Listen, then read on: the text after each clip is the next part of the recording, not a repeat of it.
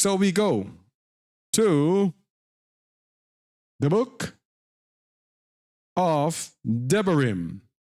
If we are stubborn and rebellious, we cannot be his sons. Yahuwah does not change. We cannot be his sons. Let's see what happens if we have a rebellious and stubborn son. Deuteronomy 21, verse 18.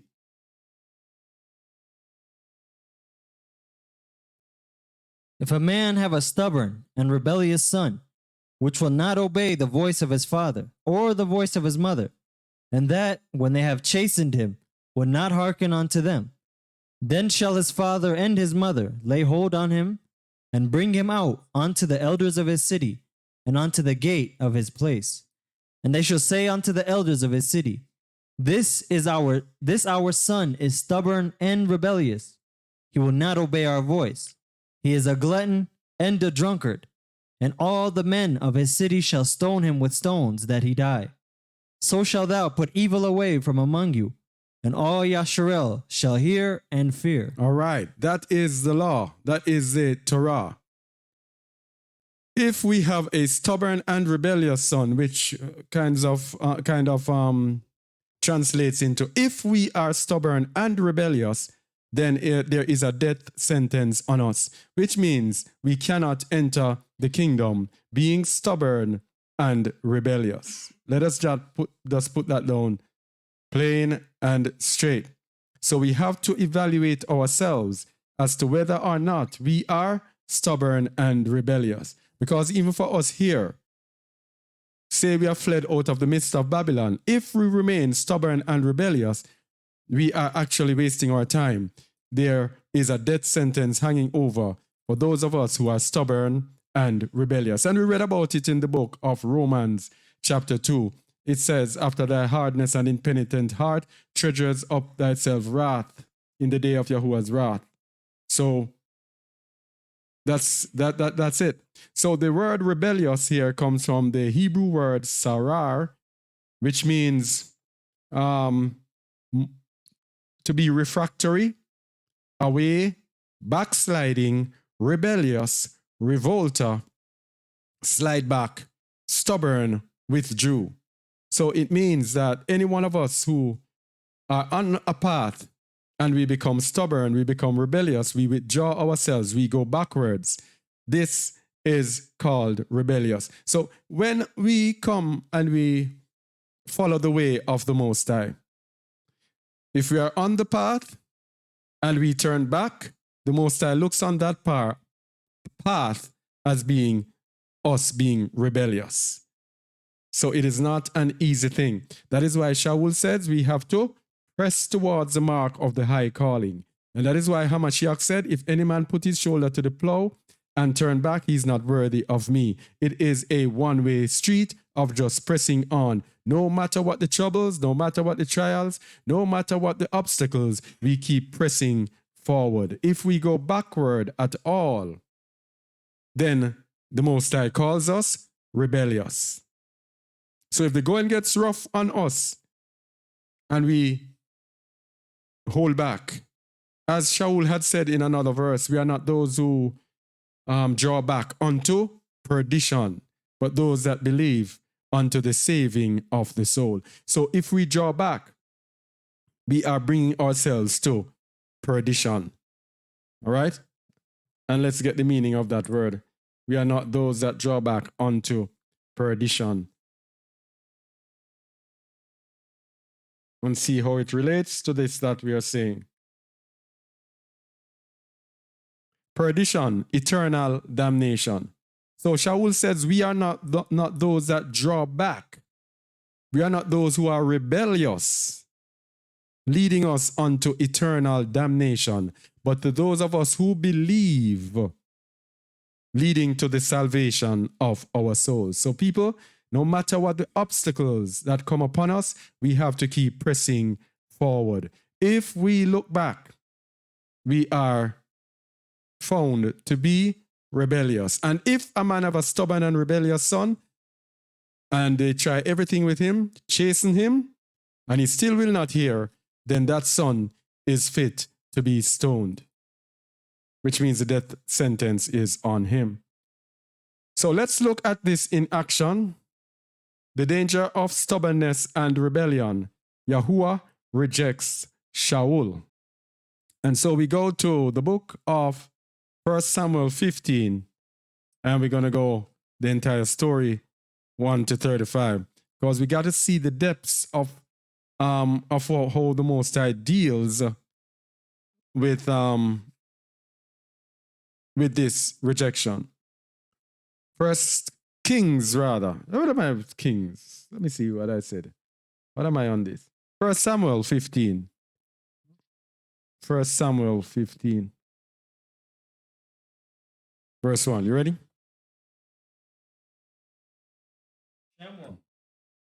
Shamuel also said unto Shaul, Yahuwah sent me to anoint thee to be king over his people, over Yasharel.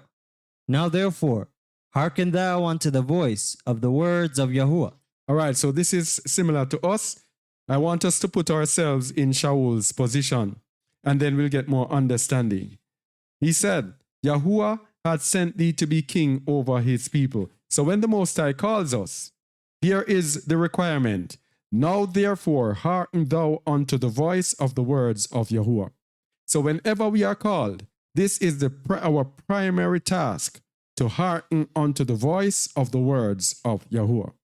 Verse 2. Thus saith Yahuwah Zebaoth, I remember that which Amalek did to Yasharel, how he laid wait for him in the way, when he came up from Egypt. All right, so sometimes when the Most High calls us, when he called Shaul, he called him to do what mankind would call dirty work.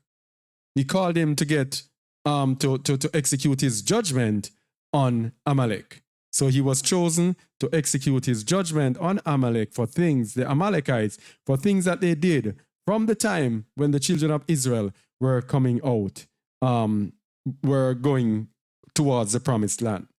Verse 3.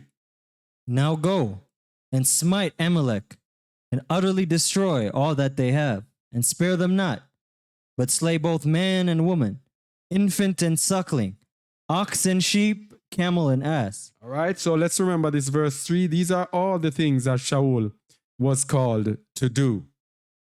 Let's see if he does them and what will happen. Verse 4. And Shaul gathered the people together and numbered them in Talim, 200,000 footmen and 10,000 men of Yehuda. And Shaul came to a city of Amalek and laid wait in the valley. And Shaul said unto the Kenites, Go, depart, get you down from among the Amalekites, lest I destroy you with them. For you showed kindness to all the children of Yasharel when they came up out of Egypt. So the Kenites departed from among the Amalekites. And Shaul smote the Amalekites from Havilah until thou comest to Shur, that is over against Egypt.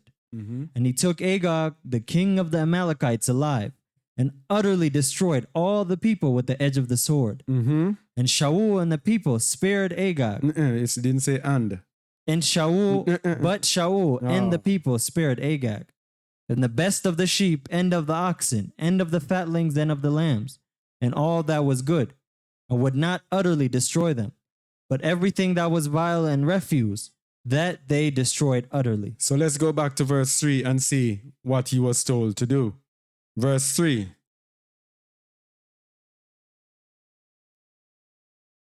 Now go and smite. Now go and smite Amalek, and utterly destroy all that they have, and spare them not, but slay both man and woman, infant and suckling, ox and sheep, camel and ass. So he was supposed to get rid of everything, and he did not. So let's see what will happen. Verse 10. Then came the word of Yahuwah unto Shamuel, saying, It repenteth me that I have sent Shaul to be king, for he is turned back from following me, and hath not performed my commandments. And it grieved Shamuel, and he cried unto Yahuwah all night. All right, so this is a very hard thing for us. Even as leaders, you will be asked to do things that are really, really hard at times. Things that you might not find it within yourself to do, but you have to do it because Yahuwah will take us to task for it. So whatever the Most High tells us to do, whatever it tells us to do, and we do not do it, we will be counted as being stubborn and rebellious. Read 11 again. It repenteth me that I have set up Shaul to be king, for he is turned back from following me, and hath not performed my commandments, and aggrieved Shamuel, and he cried unto Yahuwah all night. Continue. And when Shamuel rose early to meet Shaul in the morning, it was told Shamuel, saying, Shaul came to Carmel, and behold, he set him up a place, and is gone about, and passed on, and gone down to Gilgal. And Shamuel came to Shaul, and Shaul said unto him, Barak be thou of Yahuwah. I have performed the commandment of Yahuwah. I have performed the commandment of Yahuwah. So he partially obeyed Yahuwah, and he's saying that he fully obeyed Yahuwah. All right? So he knew that he should not have spared the rest of them. But it seems as if he thought that Yahuwah, he could hide these things from Yahuwah if he hid it from Shamuel. Let's see. And Shamuel said, What meaneth then this bleating of the sheep in mine ears, and the lowing of the oxen which I hear? And Shaul said, They have brought them from the Amalekites, for the people spared the best of the sheep and of the oxen, to sacrifice unto Yahuwah thy Eluah, and the rest we have utterly destroyed. And the rest we have utterly destroyed. So the people spared. So what he did, he put the blame from himself onto the people. Yes? So as leaders, the buck stops with us. And each one of us who is called to do a particular thing, we have to do that which we are called to do. And we cannot shift the blame and say, somebody else caused me not to do it. Verse 16.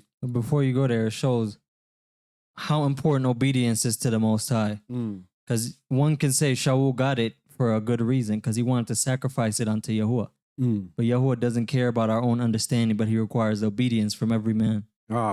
Straight obedience, not things done in our own understanding.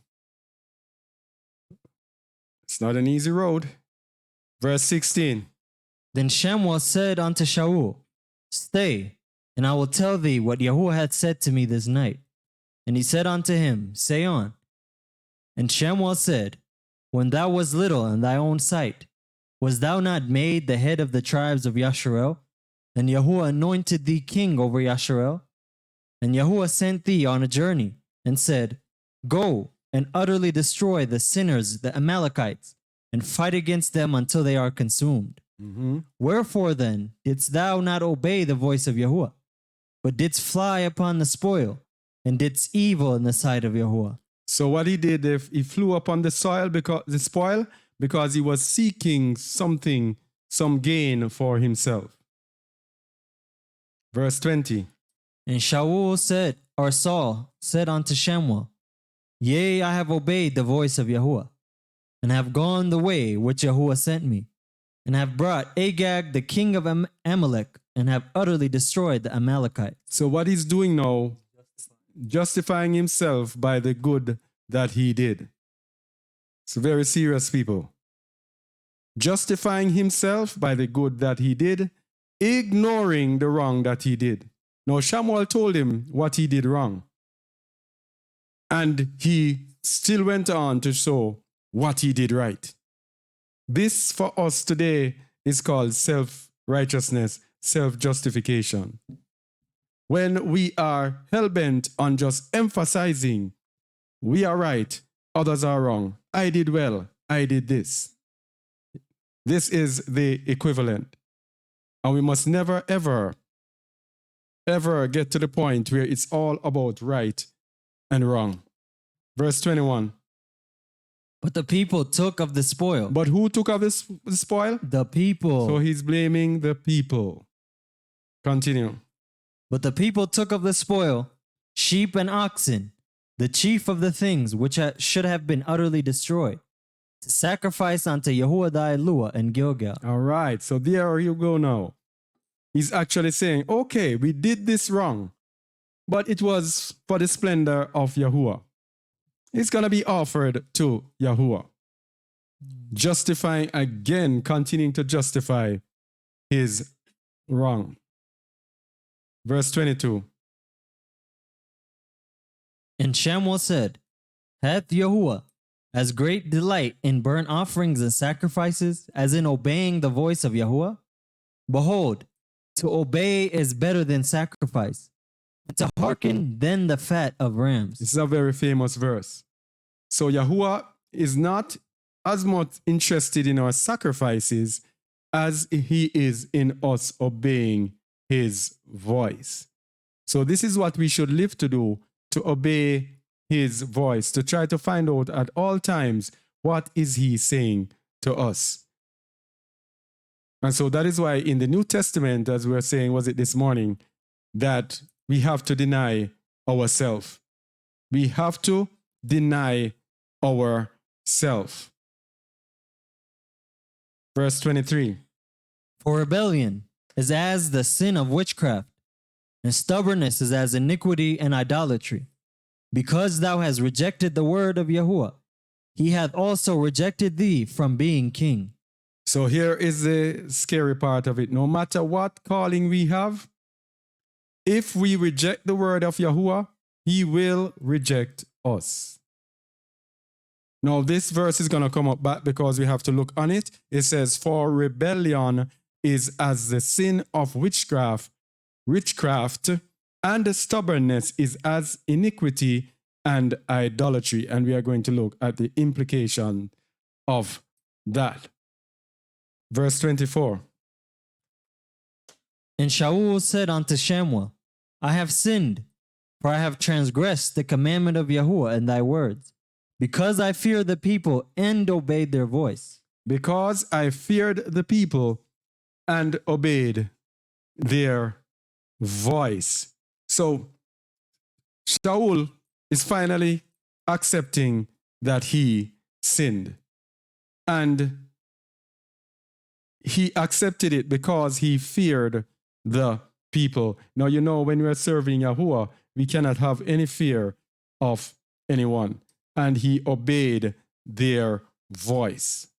Now, Shaul is asking for forgiveness. Verse 25. Now, therefore, I pray thee, pardon my sin, and turn again with me, that I may worship Yahuwah. That I may worship Yahuwah. Verse 26. And Shamuel said unto Shaul, I will not return with thee, for thou hast rejected the word of Yahuwah, and Yahuwah hath rejected thee from being king over Yasharel. Wow. See how serious it is for rejecting the word of Yahuwah? He has rejected thee from being king over Yasharal. Verse 27. And as Shamuel turned about to go away, he laid hold upon the skirt of his mantle, and it rent. And Shamuel said unto him, Yahuwah hath rent the kingdom of Yasharel from thee this day, and hath given it to a neighbor of thine that is better than thou. And also the strength of Yasharel will not lie nor repent, for he is not a man that he should repent. So it was be ripped away from him and given to David. And we know David ended up being a man of Yahuwah's own heart. He was not 100% perfect, but he had the heart of repentance when he was corrected. That is the difference with Shaul here. Shaul was very adamant in defending what he had done. When David was told what he did and he realized it, he was immediately very repentant. That was the difference. And Yahuwah is telling you there in verse 29, the strength of Yasharal will not lie nor repent, for he is not a man that he should repent. So when the Most High goes and he gives his verdict, his judgment, then there is no turning back, because he says he will not lie nor repent. All right, let's see what Shaul said, verse 30.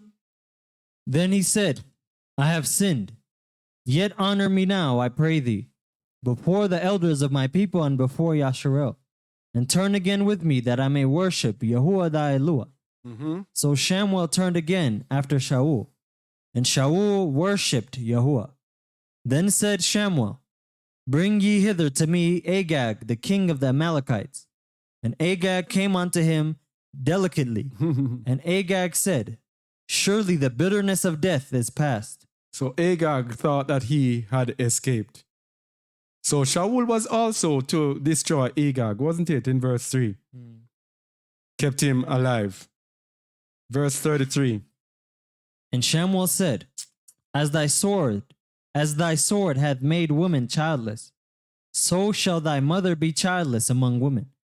And Shamuel hewed Agag in pieces before Yahuwah in Gilgal. Then Shamuel went to Ramah, and Shaul went up to his house, to Gibeah of Shaul. And Shamuel came no more to see Shaul until the day of his death. Nevertheless, Shamuel mourned for Shaul, and Yahuwah repented that he had made Shaul king over Yasharel. Wow. So here is a tale of stubbornness and rebellion. And it says rebellion is as witchcraft.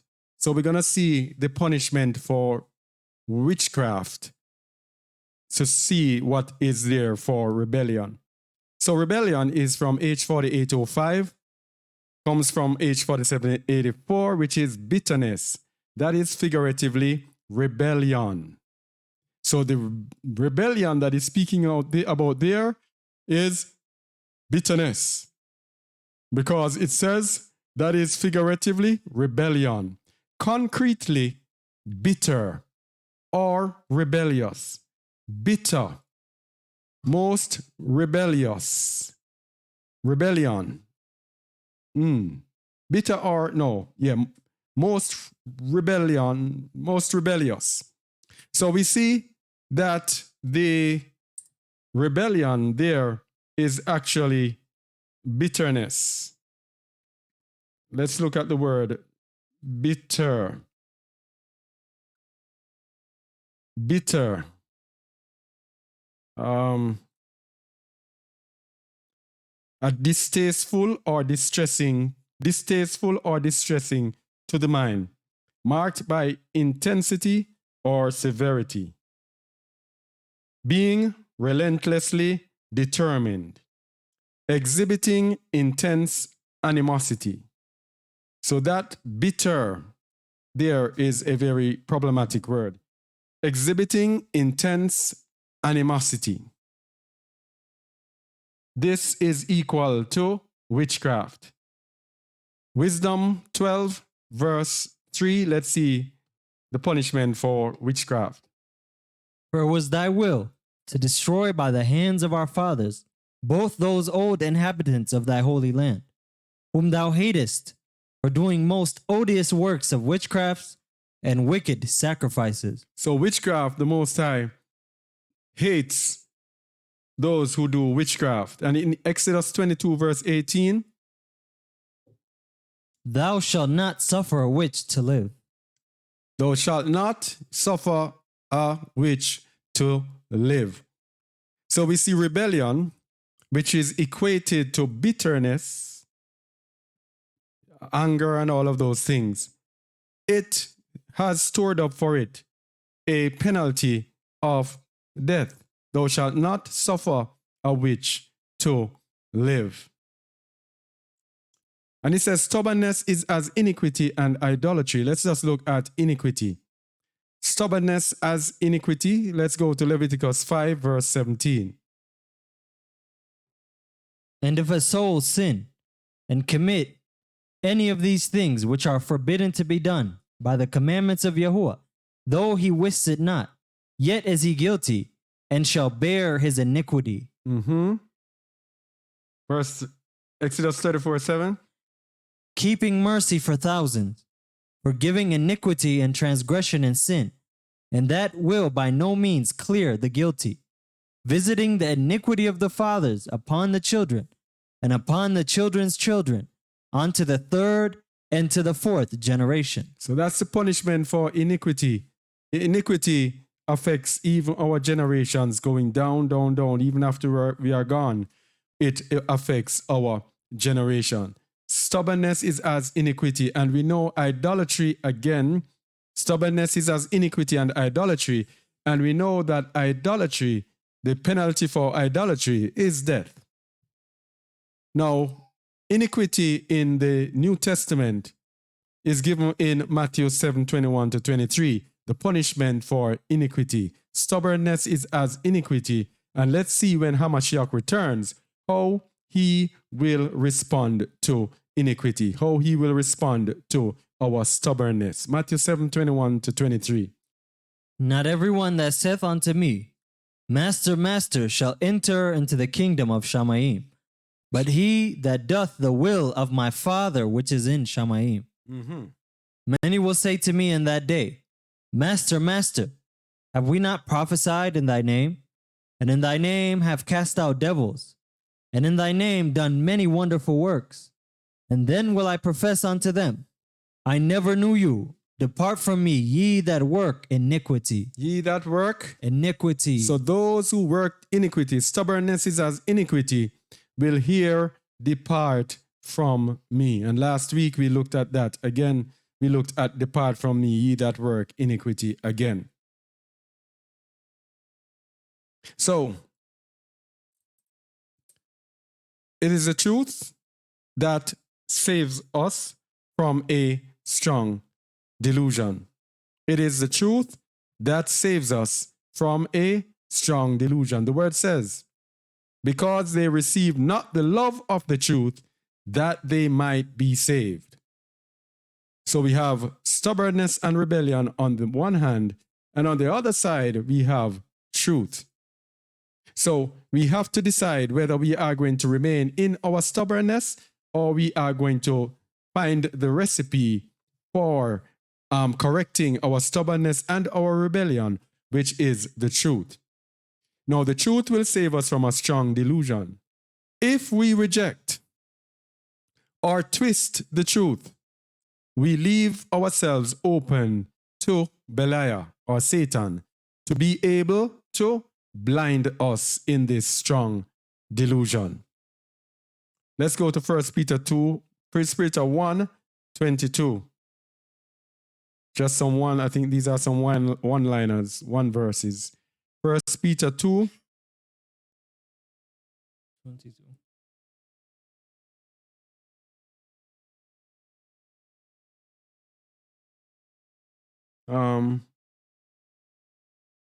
Oh, that's not it. 122. We're on 222. Oh. 1 Peter 1, 22. Seeing you have purified your souls in obeying the truth through the Ruach unto unfeigned love of the brethren, see that ye love one another with a pure heart fervently. Continue to 23. Being born again, not of corruptible seed, but of incorruptible, by the word of Eluah, which liveth and abideth forever. So here we go.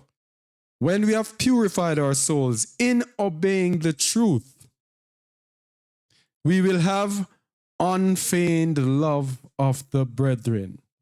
Unfeigned love of the brethren. What does unfeigned there mean? Unfeigned means not feigned or hypocritical, genuine. So when we obey the truth, we will have genuine love for the brethren. And we will love one another with a pure heart fervently. Now remember, when we are stubborn, we will be bitter, angry. So we will be born again, not of corruptible seed, but of incorruptible, by the word of Eluah, which liveth and abideth forever. So when you are born again, and we looked at that last week, we will obey the truth, we will have genuine love of the brethren, and we will love one another with a pure heart fervently. Next one, John 4, 24.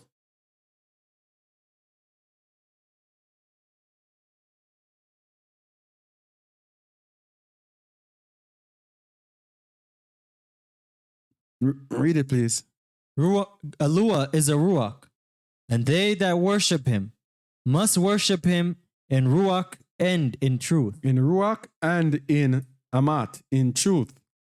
So the truth is important. We cannot worship Yahuwah in Ruach alone.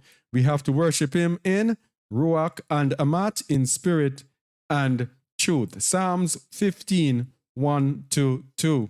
They're showing the importance, quickly showing the importance of the truth in preventing us from being under a strong delusion. Psalm 15, 1 to 2. A psalm of David. Yahuwah, who shall abide in thy tabernacle? Who shall dwell in thy holy hill? Who shall abide in thy tabernacle? Who shall dwell in thy holy hill? Mount Zion. This is where we have ambitions of going, of being brought unto Mount Zion. Let's see who will be there. Verse 2. He that walketh uprightly, and worketh righteousness, and speaketh the truth in his heart. Importance of the truth again. He that walketh uprightly and worketh righteousness. Remember, these will not be in the deceivableness of unrighteousness. These will be in true righteousness and will be speaking the truth in their heart. Isaiah 26, verse 1 to 2. Looking at the importance of the truth in letting us avoid the strong delusion. Isaiah 26, 1 to 2. In that day shall the song be sung in the land of Yehuda. We have a strong city. Salvation would Alua appoint for walls and bulwarks. Open ye the gates, that the righteous nation, which keepeth the truth, may enter in. The righteous nation, which does what? Keepeth the truth. Which keepeth the truth. Showing the importance of the truth. Laying the foundation. Revelation 21, verse 8. The importance of the truth. Because Revelation, of course, is New Testament. You have to throw that in. Revelation 21, verse 8. But the fearful, and unbelieving, and the abominable, and murderers, and whoremongers, and sorcerers, and idolaters, and all liars shall have their part in the lake which burneth with fire and brimstone, which is the second death. No, remember, we see here, and idolaters. Remember, stubbornness is as iniquity and idolatry. So, idolaters will be thrown in the lake of fire, those who are stubborn, and all liars, those who not seek the truth. People, we have to take heed to this message here today. Very important, because what I've seen while doing this study is that many of us are actually strongly deluded. And as we have been going through the books of the Nazarene, we see that most of us were deluded, thinking that we were on the path. And the book is showing us up as being oh so wanting. Revelation 22, 14 to 15.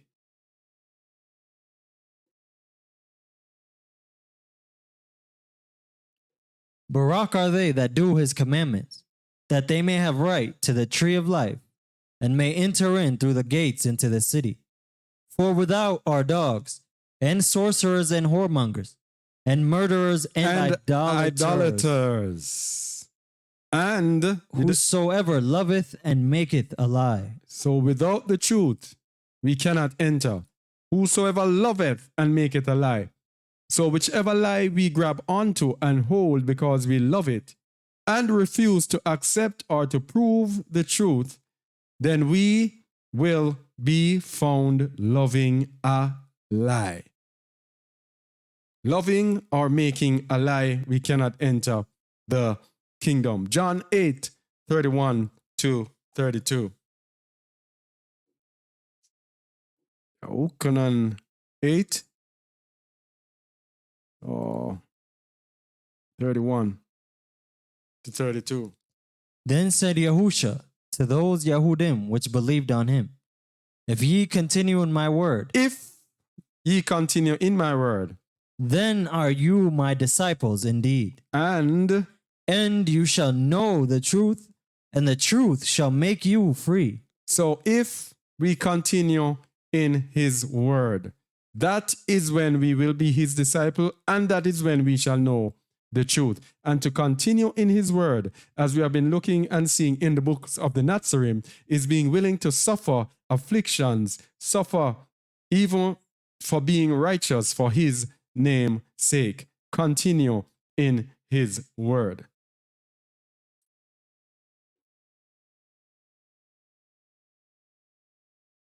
All right, so how are we given a strong delusion? How are we given a strong delusion?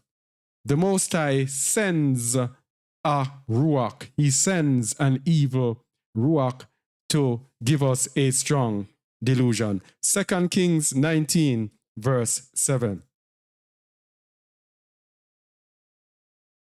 2 Kings 19, verse 7. Behold, I will send a blast upon him. I will send a blast upon him. The meaning of that word blast there is H7307, which is the Hebrew word ruach. I will send a ruach upon him. Continue. And he shall hear a rumor, and shall return to his own land. And I will cause him to fall by the sword in his own land. You see, this is let me tell you something. This thing is very serious. This delusion thing, the more and more I get into it, I see how serious it is. You see, and we're going to show certain things that we need to be doing in order to ensure that we do not end up this way.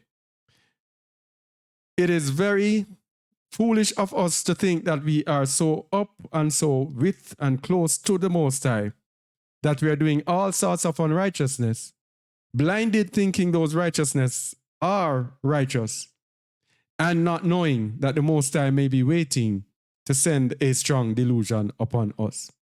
Here is the Most High telling us how he will blind this person.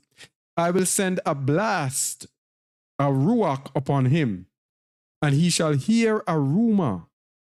Remember, the strong delusion says what? That he believe a lie.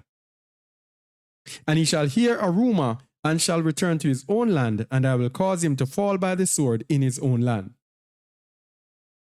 Now, when you are given a strong delusion, nobody will not be able to tell us that we are wrong. Nobody. We will be so blinded that other people will see us in this unrighteousness and see all sorts of unrighteousness on us, but we cannot see it. Why? Because the Most High has sent a ruach upon us to ensure that we be destroyed. Now, it's very important that word send. Behold, I will send a blast. I will send a ruach. What does the word send there mean? It comes from the, it's G. No, this shouldn't be the one that I used. I used the Greek. I should have used the Hebrew. How come I use H3992? Let me ensure that it's the Hebrew. Don't want to. 2 Kings 19:7. Want to make sure that it's the Hebrew I'm using, not the Greek, because this was written in Hebrew. 2 Kings 19:7. I will send Nathan. Is that what I have up there?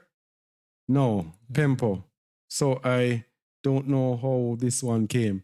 Let me see what we get from this send. Let me get it on screen. No, I can't get it on screen. It's similar, but it's not the same thing. Yeah, it's similar. Let me go back to the beginning. Yeah, so we can get it on screen. All right, so it's Nathan, a primitive root to give, used with great latitude of application. Put, make, add, apply, appoint, assign. You see that? He will assign a ruach to us to lead us. Bestow, bring forth, bring hither, cause, commit, consider, direct. All of that is showing us that he will direct that ruach. He will cause that ruach to lead us astray. Very, very serious indeed. So let's go back to where we were. Where were we? Yahuwah sends a ruach. Okay. So in the Greek, it means to actually to dispatch to a certain point. So it means actually to send to a certain point. All right. Now, Wait. who? You go ahead. Do you? I don't know if you have it later on with Gad the seer and David's sin of counting. That's exactly what the Most High did to David. He moved Hasatan against him. Ah, If you want to go to that. yeah, that's interesting. Let me Gad see. the seer, page 20 out of 46. Hold on.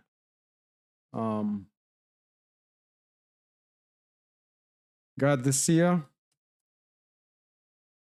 Let me get it. Oh boy, what am I doing? Verse what? Page 20 out of 46. Let me get this thing online.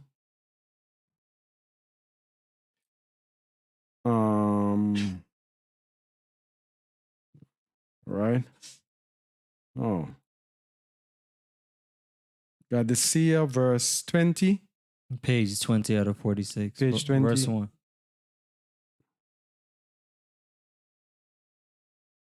This is which page? Oh, verse 20. No, page 20. Page 20. Verse 1. Too many things doing at once when you're controlling this. Yeah. Yes. Verse 1. Read it, please. And again, the anger of Yahuwah was kindled against Yasharel, and he moved Hasatan against Dawid, saying, Go, number Yasharel and Yehuda, to bring them the evil he spoke through Shamuel the seer. All right. Yahuwah moved Satan against David. This is the send. And we're going to have another, we're going to look at another example right now as to how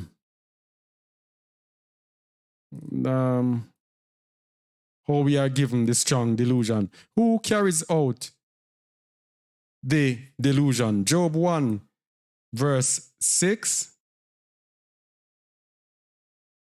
Job 1, verse 6.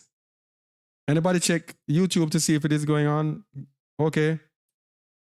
Job 1, verse 6. Now there was a day. Yes.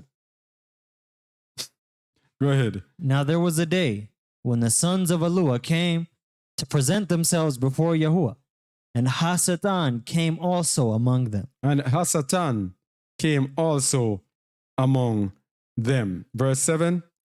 And Yahuwah said unto Hasatan, Whence comest thou? Then Hasatan answered, Yahuwah, and said, From going to and fro in the earth, and from walking up and down in it. And Yahuwah said unto Hasatan, Hast thou considered thy servant, as thou considered my servant, Job, that there is none like him in the earth, a perfect and an upright man, one that feareth Alua and escheweth evil. Mm-hmm. Then Hasatan answered Alua, Yahuwah, and said, Doth Job fear Alua for naught? Has not thou made a hedge about him, and about his house, and about all the works that he hath on every side? And thou hast rocked the work of his hands, and his substance is increased in the land. Mm-hmm. Continue. But put forth thine hand now, and touch all that he hath, and he will curse thee to thy face. And verse 12. And Yahuwah said unto Hasatan, Behold, all that he hath is in thy power. Only upon himself put not forth thine hand. So Hasatan went forth from the presence of Yahuwah. So Job, what we know, was righteous. Much more when we are not righteous, when Satan is given free reign over us. So to avoid this Satan having charge over us, we have to be in righteousness. So we're going to see now 1 Kings 22, 19 to 23, we're going to see how we are brought into how the delusion is carried out. 1 Kings 22, 19 to 23. Let me get it, please. How is this delusion carried out?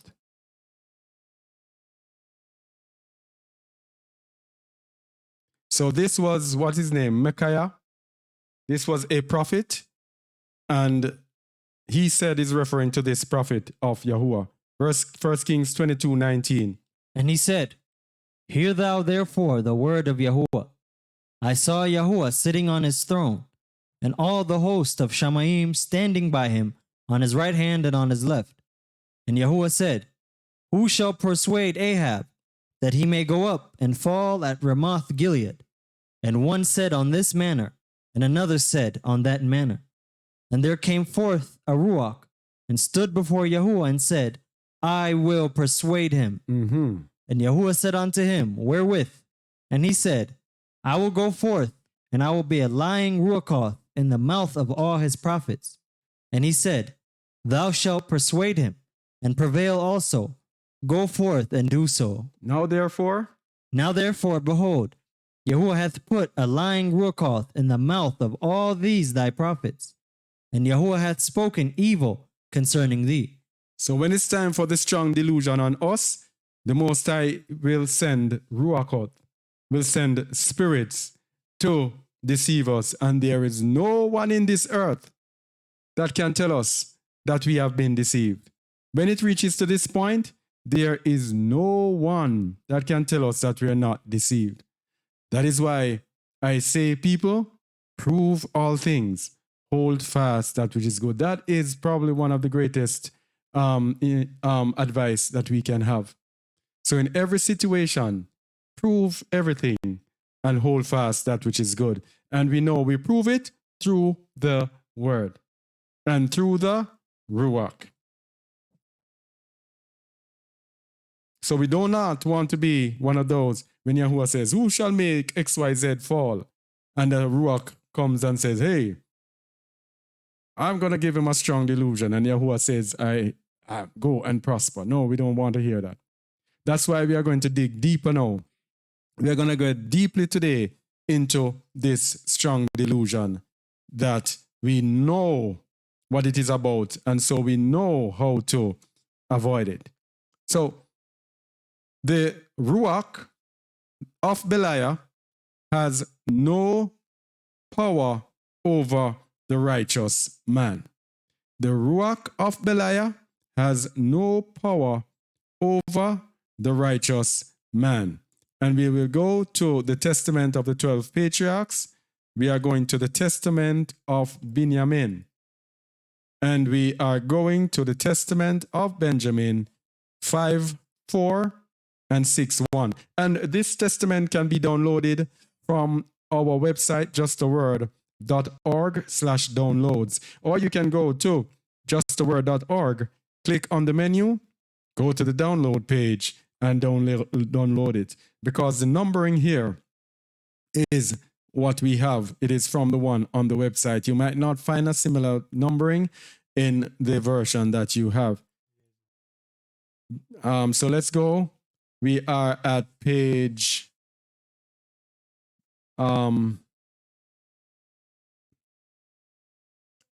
Benjamin, Testament of Benjamin 5 from 5:4 to 6:1. 5:4 to 6:1. So it's telling us that Belial has no power over a righteous man. So to avoid a strong delusion, we have to ensure that we are in Yahuwah's righteousness. We are in Yahuwah's righteousness, not our own righteousness, which is of the law, but the righteousness which is by Emunah through Yahusha HaMashiach. So let's go. Through believing, through following, through being like Yahusha HaMashiach. 5:4. For if anyone wantonly attacks a pious man, he repents, since the pious man shows mercy to the one who abused him and maintains silence. And if anyone betrays a righteous man, the righteous man prays, even though for a brief time he may be humbled. Later he will appear far more illustrious, as happened with Joseph, my brother.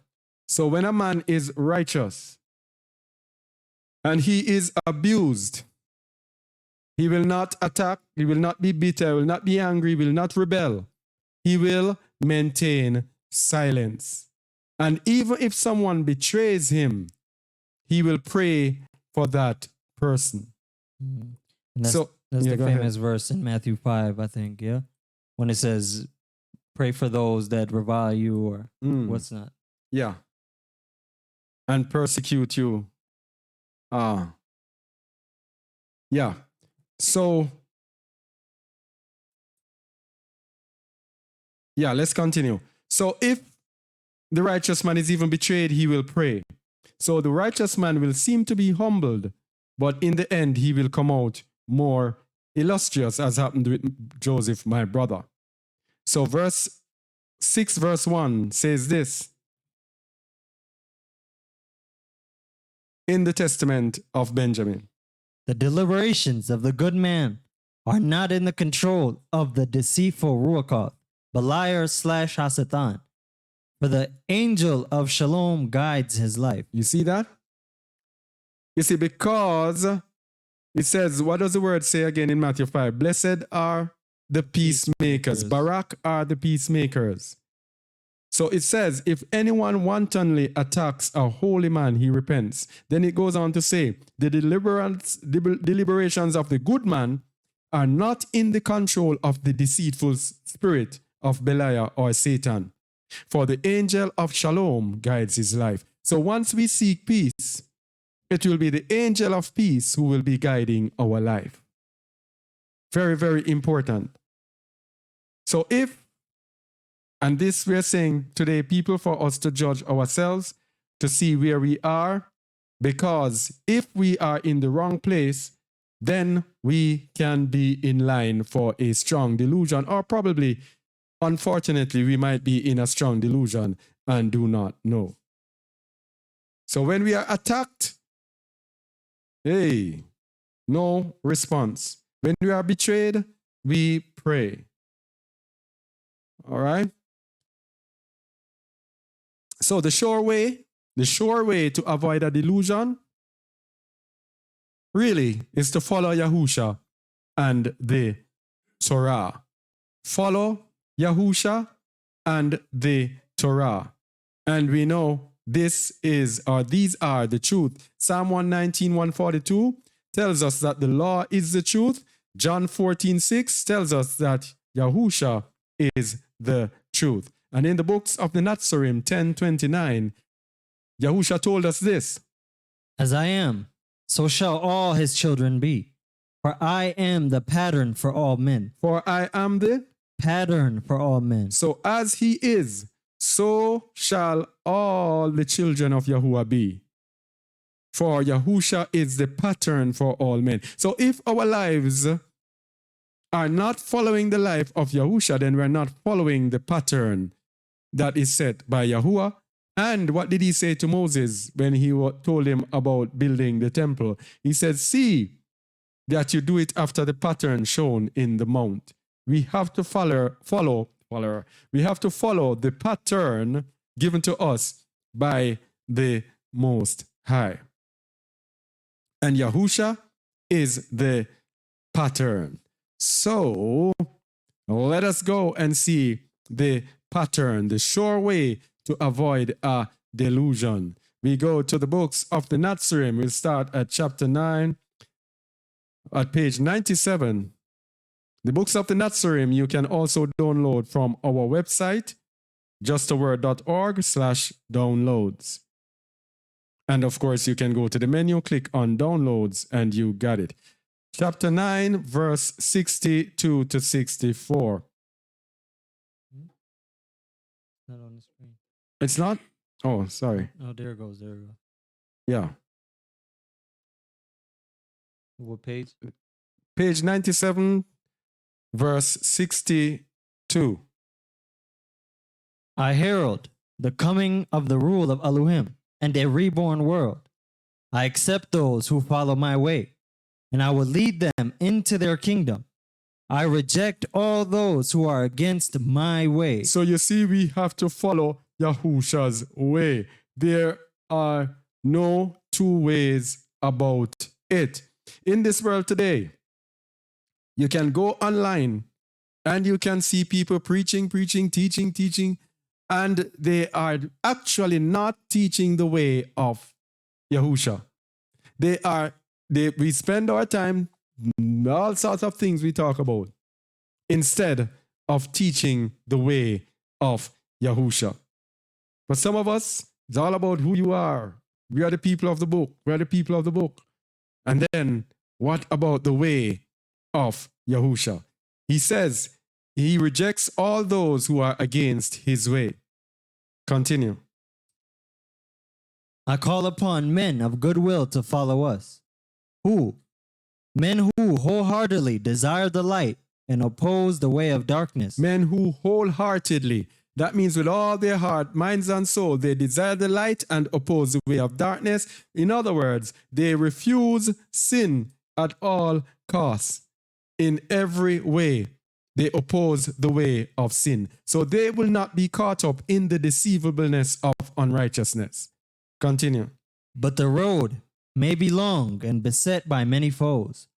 Yet have no fear of those who come with swords and fiery words.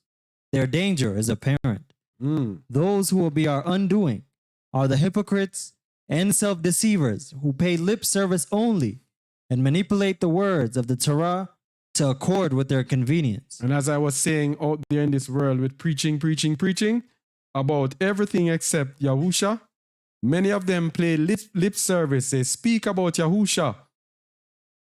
And this is for, again, the entire religion of Christianity is guilty in this. And of course, our own people, most people are guilty.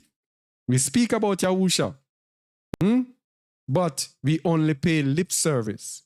We do not actually follow him, nor do we seek to follow him.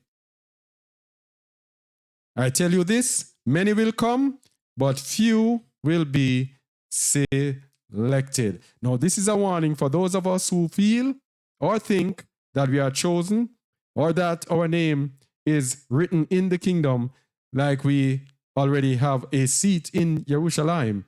These are for those of us who believe that we are so chosen and so set apart that we cannot transgress, we cannot be in a strong delusion. Let's go to verse 64. Moshe viewed the promised land only from Pisgah. Let this not be your fate. Face the difficulties ahead. Overcome the evildoers who maintain the rule of evil and claim your reward.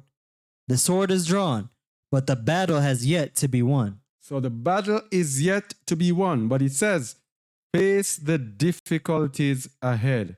We do not run from the difficulties that are ahead because we must overcome the evildoers of this world to claim our reward. All right, so Yahusha is the way. Page 106, chapter 10, 42 to 44. Page 106. To avoid a strong delusion, we have to follow the way, follow Yahusha, the sure way.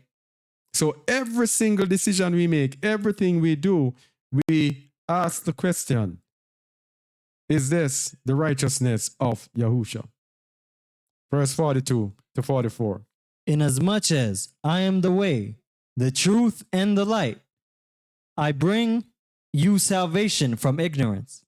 I am the Savior of all who wander in darkness, but who, seeing my light, follow my lead. So when we see the light that is in Yahusha, we follow his lead.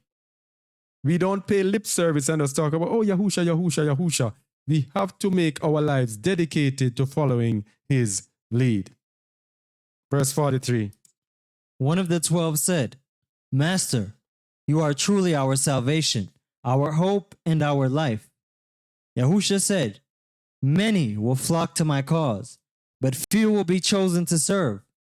Many will follow my way, but turn aside at the obstacles.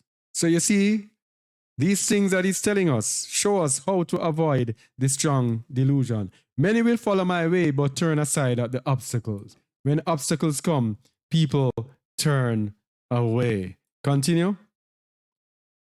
For if any man believes, but fails to put his belief into practice, it will be profitless to him. Profitless to him. Continue. If anyone take one part of my teachings, shunning the sterner and more inconvenient, the rest will serve no purpose. Wow. So many times you see this in action. So many times when the word gets stern, people shun the sterner and more inconvenient part. It says, if you shun the sterner and more inconvenient part, the rest will serve no purpose. And today we are getting a strong, stern word here teaching us about everything surrounding the strong delusion. Continue. For it is in the nature of men to accept the easy path and turn aside from the harder one. But there is something in each which tells him this is wrong. Everyone has a spark within which, fanned by the wind of dedication, will kindle the flame of splendor. So, we always want to accept the easy path. And this was a conversation I was having today of a person who told me that they were struggling, but he knew what he had to do. Very important, because it says, there is something in each which tells him this is wrong. So he was seeking the easy way, but he's saying that he is struggling because he knows what he needs to do. Yeah, they saying the YouTube video frozen and the audio is lagged and choppy. Oh boy. All right. We might. It's still in the last where it says which paid lip service. So it's in the last scripture still. All right. I don't know. We might have to send it up back. I don't know. Where were we? We were at page 44. Oh. All right. Page 70, chapter 7, 7 to 9. Boy, it's getting harder and harder for the word to go out there, isn't it? All right, starting from 7 to 9, chapter 7, page 70. While eating, Yahusha said, no man of himself can know right from wrong. For what is right in one man's eyes may be wrong in another's. Therefore, strife arises among them. So, here it is. Right and wrong. This battle between right and wrong. Hamashiach is saying no man can know right from wrong. For what is right in one man's eyes may be wrong in another. And this, we said, is what happens when we handle the Torah. Each man looks and can find right and wrong for himself.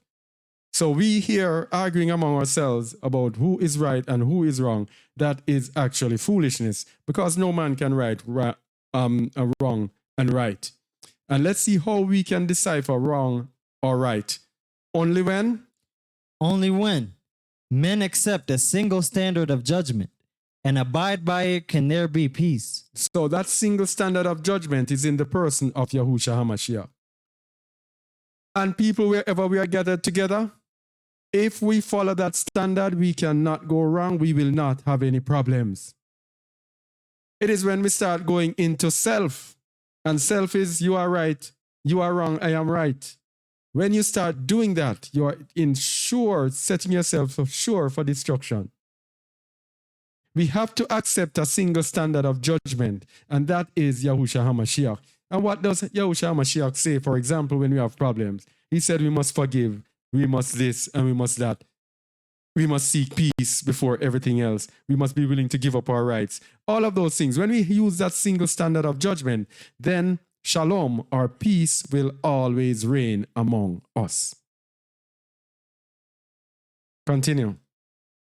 When men live together without the light of the Torah, They are like a house built with unmortared bricks, or like men trying to tow a boat, but all pulling in different directions. So what is the light of the Torah? Yahusha HaMashiach shines the light upon the Torah. Yeah? So when men live together without the light of the Torah, they are like a house built with unmortared bricks. That means the house is going to crumble. All like men trying to tow a boat, but all pulling in different directions. Everything is going to be chaos. So what is it saying for believers who are gathered together? If we don't have Yahusha HaMashiach as the centerpiece, if we are not going after the righteousness or the judgment of Yahusha HaMashiach, we will never ever have peace. We are always going to have problems. Because no one is going to try to give up their end. People, it is all about Yahusha. What have we been teaching how long? That is all about Yahusha. It's all about there cannot be harmony unless Yahusha is the center point. Or else self is going to come in. And what about the self? The heart of man is what? Desperately wicked. Who can know it? So because we cannot know our heart without Yahusha HaMashiach, hey, it's nothing but madness. Anyway, verse 8. There are two laws, the law of men and the Torah of the Father who is in Shamayim. When I speak of the Torah, I do not mean the law of men. I am the light illuminating Yahuwah's Torah, so men see it more clearly. And though I fulfill the Torah, I do not change it. All right. So he is the light illuminating the Torah. So he is the one we have to go by. Yes? So as I've been saying for several weeks, I think, couple of weeks, if my mind serves me well, righteousness is not being right. Righteousness is being willing to give up your right, even when you are right, as it says in 1 Peter 2, about 19 to 25. So continue. Never say, this is right or that is wrong, but only this is right or wrong according to the Torah and in the light of Yahusha. All right. So it's the Torah and it's Yahusha. So there is no way we can be speaking about right and wrong and being here convicting one another. You are right. You are wrong. You are wrong. You shouldn't do this. You are wrong. You are wrong. Yes, you are wrong. There's no way we can do that unless it is in the light of Yahusha and the Torah. And if it's in the light of Yahusha, there will come mercy, forgiveness, the judgment, kindness, goodness, gentleness, long-suffering, forgiveness, did I say? All of those things would come in and there will be no problem. Verse 9. I bring new oil for the lamp of the Torah, for that within it is now impure, and the light produces too much obscuring smoke. For I am the Son of Man, and bear the sufferings of men, coming to fulfill their hopes, even as it has been foretold. Is it not said among the Jesuit that the Son of Man is the perfected man who will set the standard for those who wish to be true sons of Elohim? So the light from the Torah, the lamp of the Torah can bring up obscuring smoke, and Yahusha is the Son of Man bearing the sufferings of men, coming to make the Torah easy to understand. So, all right. So to avoid a strong delusion, avoiding a strong delusion, let me get back to it. Where am I? I am lost here. Yes. Avoiding a strong delusion, repent and choose the good, reject the evil. The Testament of Asher 1:4 to 1:9. 1:4 to 1:6 and 1:8 to 1:9. Avoiding a strong delusion, repent and choose the good, reject the evil. Go ahead. I can't see it. All right. Accordingly, everything is in pairs, the one over against the other. The two ways are good and evil. Concerning them are two dispositions within our breasts that choose between them. If the soul wants to follow the good way, all of its deeds are done in righteousness, and every sin is immediately repented. If the soul wants to follow the good way, all of its deeds are done in righteousness, and every sin is immediately repented. And so that would mean as soon as you're fully converted, wouldn't it? Yeah. As soon as you're fully converted, as soon as you're fully convinced of sin. Yeah. 1:8.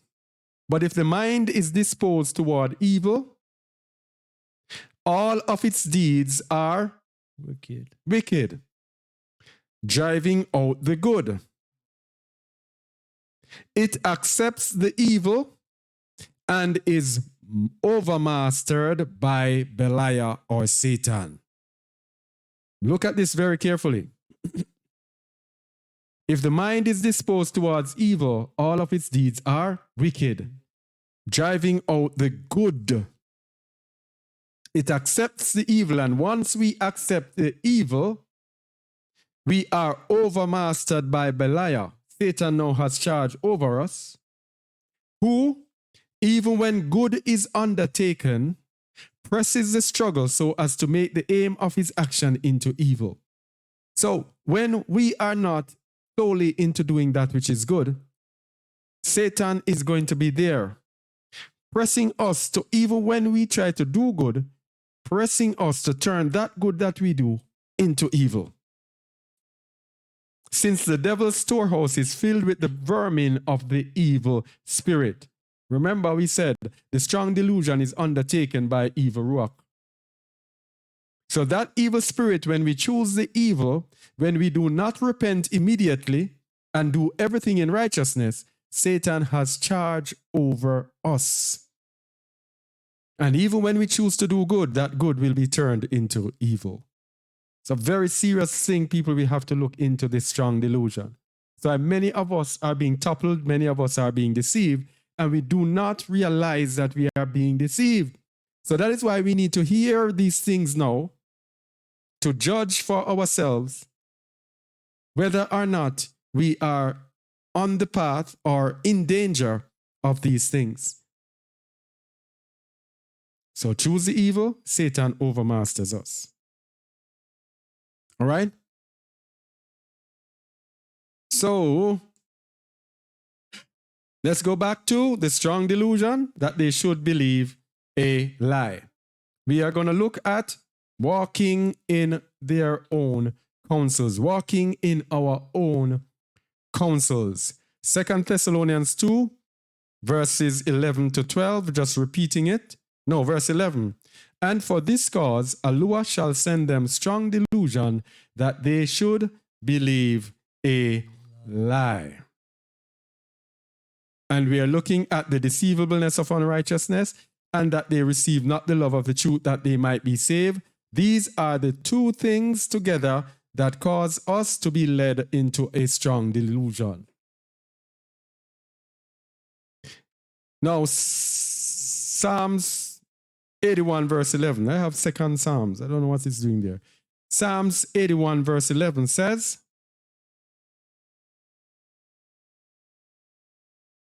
Psalms 81 verse 11.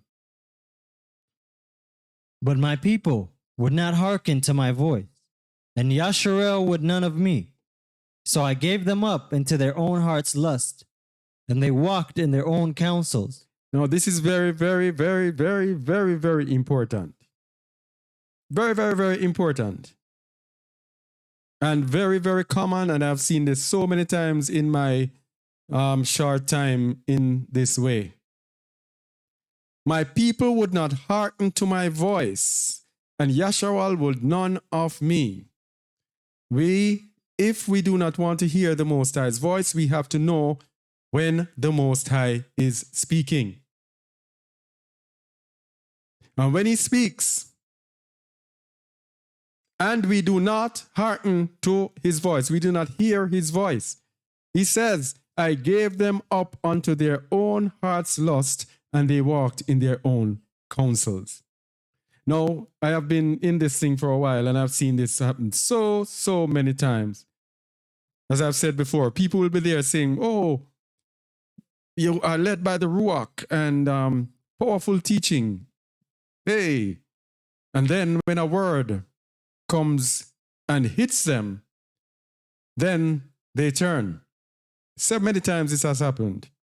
Turn and go into counsel with others. When you do that, people, the Most High will let you walk in those counsels as long as you form groups. And it is called sedition, and we're going to look at it later. As long as you form groups, taking counsel against the messenger of Alua, the Most High is going to make whatever you say look so real and true. Yes? The very person you used to listen to before and say that person is speaking the truth, now all of a sudden you're going to turn it around and everything that he's saying, you're going to have the counsel to believe that he is not speaking the truth. This is dangerous. Very, very dangerous. I gave them up to their own heart's lust, and they walked in their own counsel. Very, very serious. Let's look at the meaning of lust. H8307. From H8324, it's the Hebrew word shariroth in the sense of twisted, that is, firm, obstinacy, imagination, lust, obstinacy. So the meaning of obstinate is stubbornly. There we go with stubborn again. Stubbornly adhering to an opinion, purpose or course in spite of reason, arguments, or persuasion. So in an assembly, when the Most High sends his messengers with corrections, with reason, arguments of persuasion, and those who will not hear the voice of Yahuwah, they are not going to listen. They are going to be obstinate. They are going to be stubborn. And stubbornness is as sin of witchcraft and idolatry. Stubbornness is as iniquity and idolatry. Yeah? So, counsel, and they walked in their own counsel. What does counsel mean? Counsel comes from the Hebrew word moetza, which means a purpose, counsel, device. So whatever my inclination is, whatever my desire, whatever I want to do or want to achieve, by rejecting the word of Yahuwah, Yahuwah is going to make that seem so real, we are going to believe it. Now, the word counsel, the dictionary meaning is advice given, especially as a result of consultation. So when the Most High speaks, and then people get together and consult, the Most High is going to make that seem, oh, so true. You're going to be convinced that you're also on the right path. Oh, so right. And everything that comes from Yahuwah is going to sound like a joke. Yeah, people will even be mocking the word of Yahuwah because of how blinded they will be.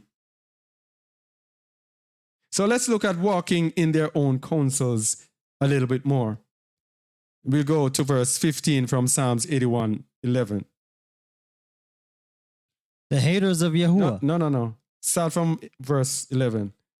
But my people would not hearken to my voice, and Yasharel would none of me. So I gave them up unto their own heart's lust, and they walked in their own counsels. Mm-hmm. Oh, that my people had hearkened unto me, and Yasharel had walked in my ways. I should soon have subdued their enemies, and turned my hand against their adversaries. That means if we don't listen to him, he will not subdue our enemy, and the adversary will have power over us.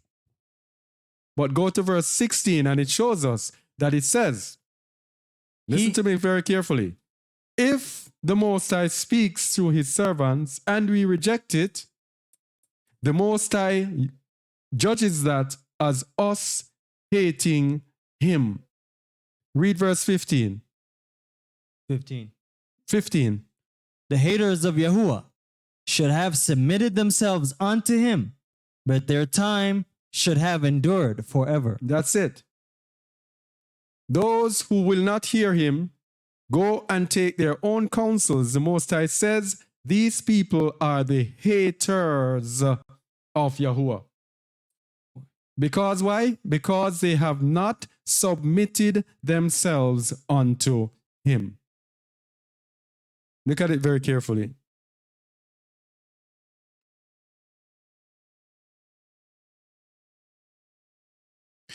All right, so let's look at some causes of strong delusion.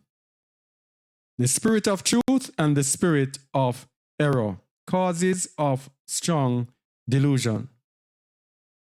Where are we? We are, Testament. And that is Testament of Judah. 18, 2-6. Let me get it. Testament of Judah. 18, 2-6.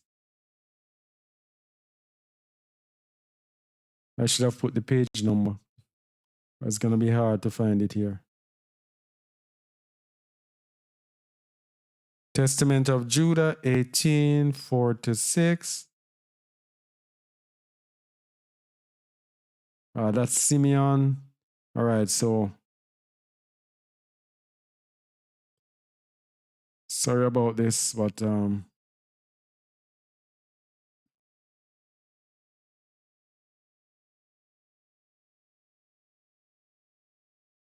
Issachar, it says Judah. Page 38.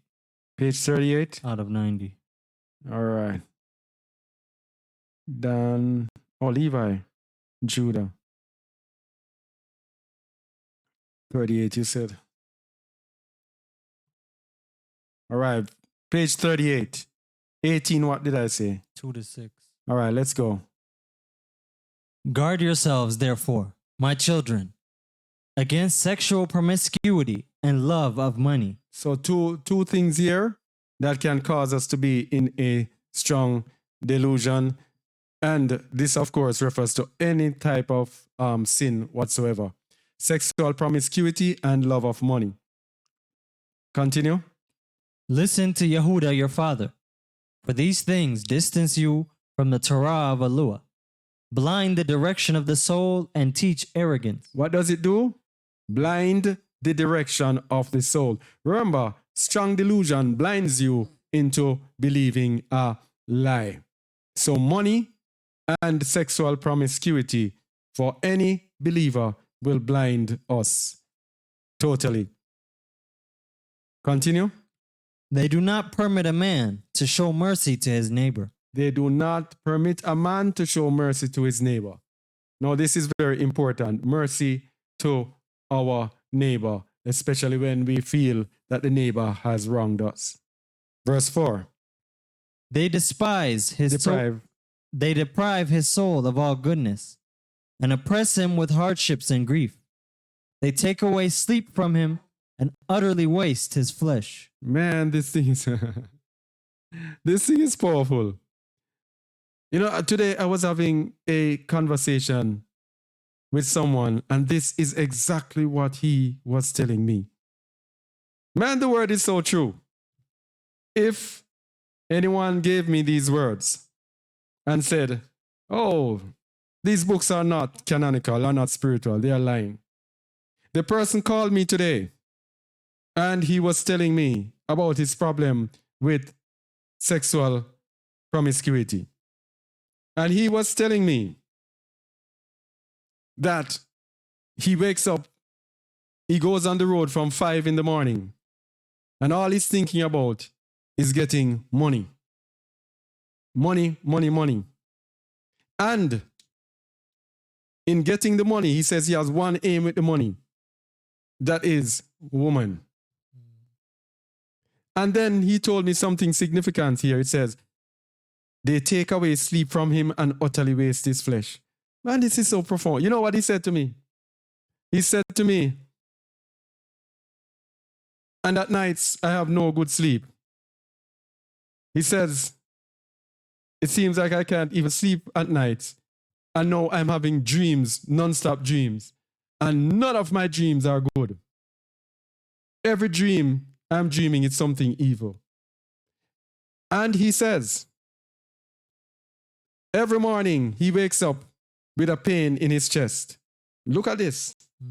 Utterly wastes his flesh. He says, I have to show him this.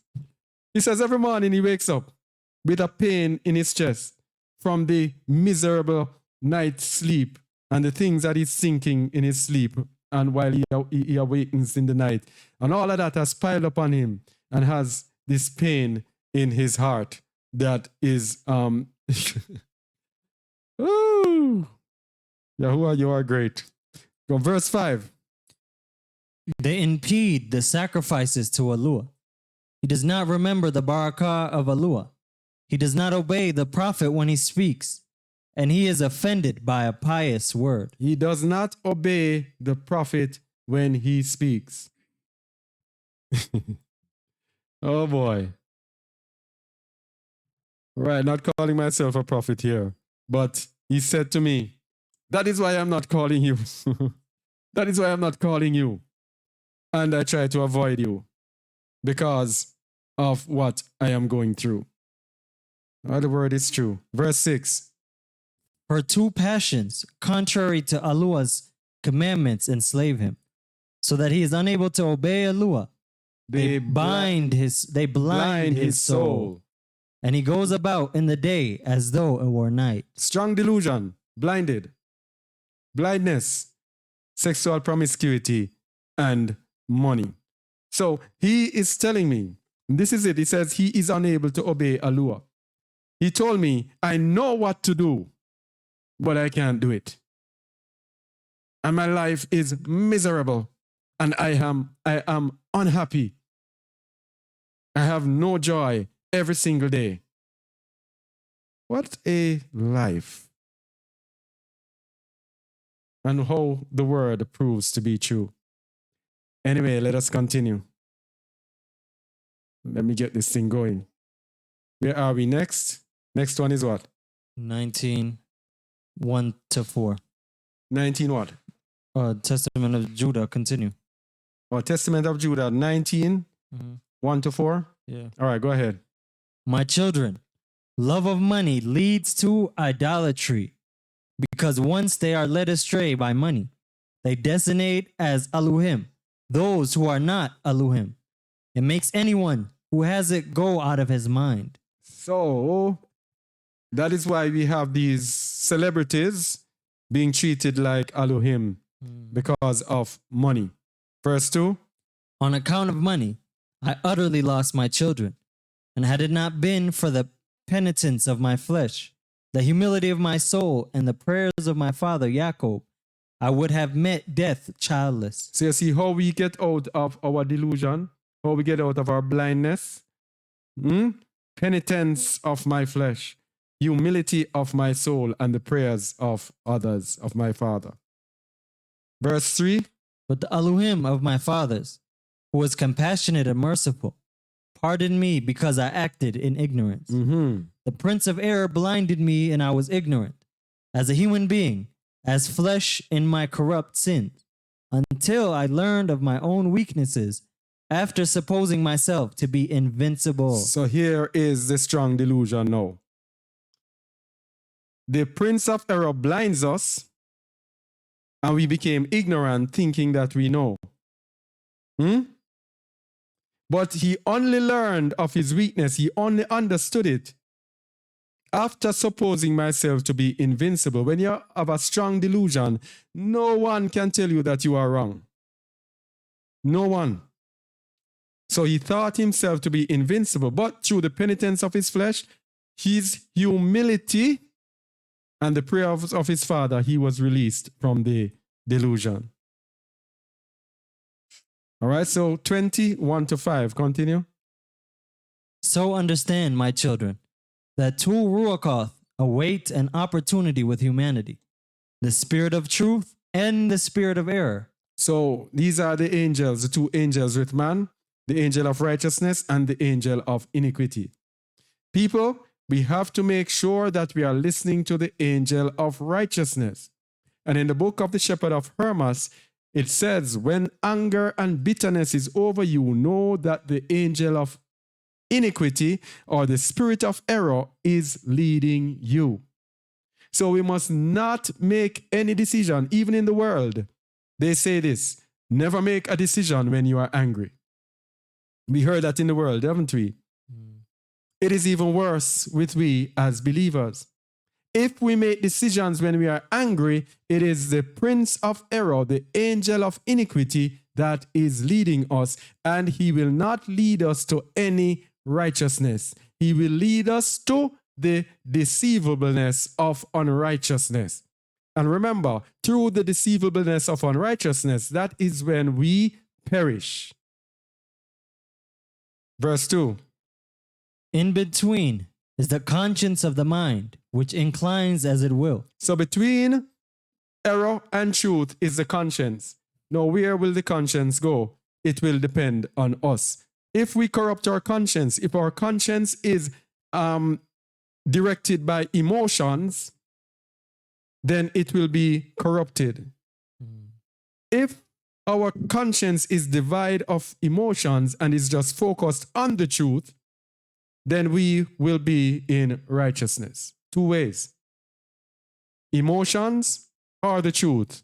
Which one is it? So if we are in anger and bitterness, then it will be emotions that will be leading us. And when we are led by emotions, we are led by the prince of error.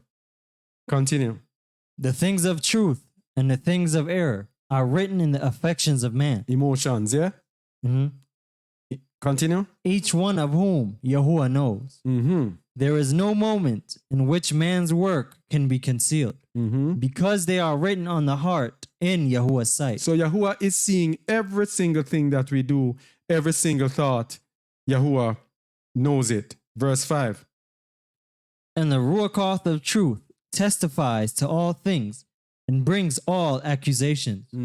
He who has sinned is consumed in his heart and cannot raise his head to face the judge. Oh boy. So, guilty before the Most High, whether or not we openly admit it. All right. Oh, this thing is acting up.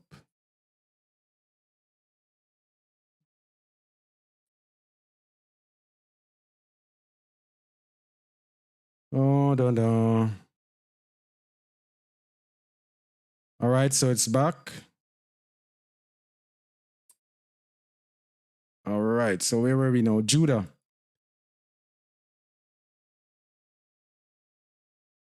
All right, causes of strong delusions. How much time have we gone? About 2 hours. All right, so we're gonna not go into the depths of this one. Causes of strong delusions, because we've done it a couple weeks ago. Causes of strong delusion, self-deception, and self-righteousness.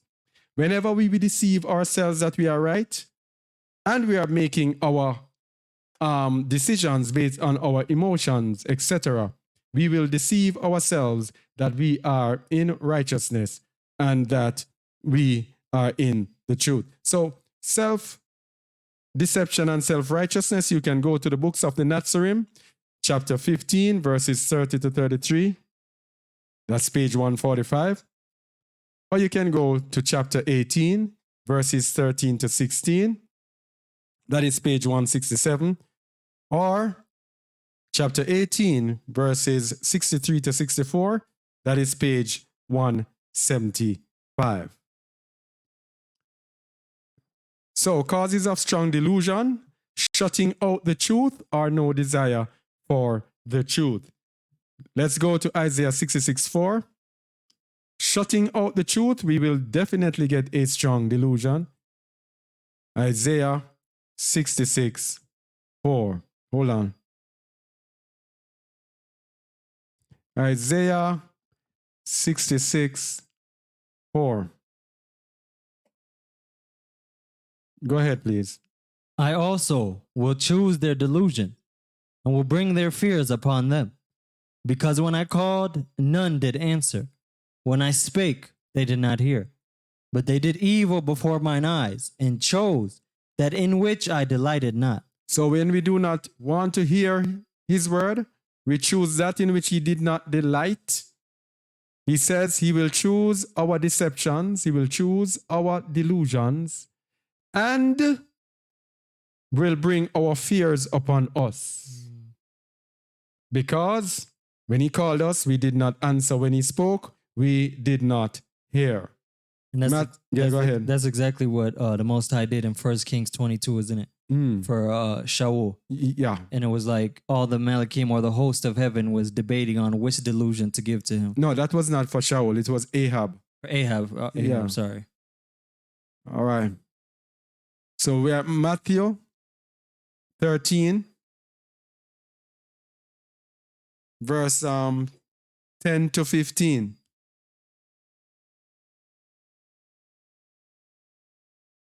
When we do not want to hear the truth. And the disciples came and said unto him, Why speakest thou unto them in parables? He answered and said unto them, Because it is given unto you to know the mysteries of the kingdom of Shamayim, but to them it is not given. For whosoever hath, to him shall be given, and he shall have more abundance. But whosoever hath not, from him shall be taken away even that he hath. Therefore speak I to them in parables, because they seeing see not, and hearing they hear not, neither do they understand. And in them is fulfilled the prophecy of Isaiah, which saith, By hearing you shall hear, and shall not understand, and seeing you shall see, and shall not perceive. For this people's heart is waxed gross, and their ears are dull of hearing, and their eyes they have closed, lest at any time they should see with their eyes, and hear with their ears, and should understand with their heart, and should be converted, and I should heal them. So when our hearts are not right, when we do not want to hear when he speaks, when we have closed our eyes to his word, then he will make sure that we cannot see, we cannot hear, we cannot understand. We will be given a strong delusion.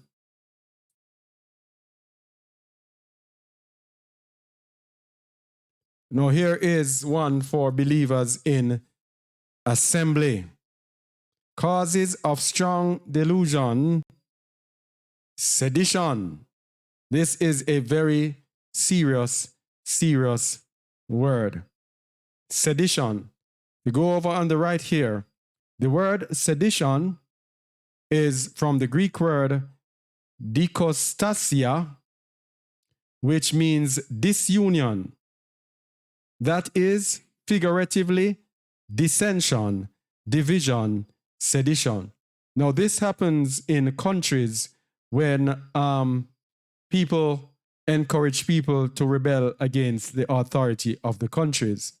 When it comes to people being assembled together, this is akin to people rebelling against the authority of whichever place they are assembled.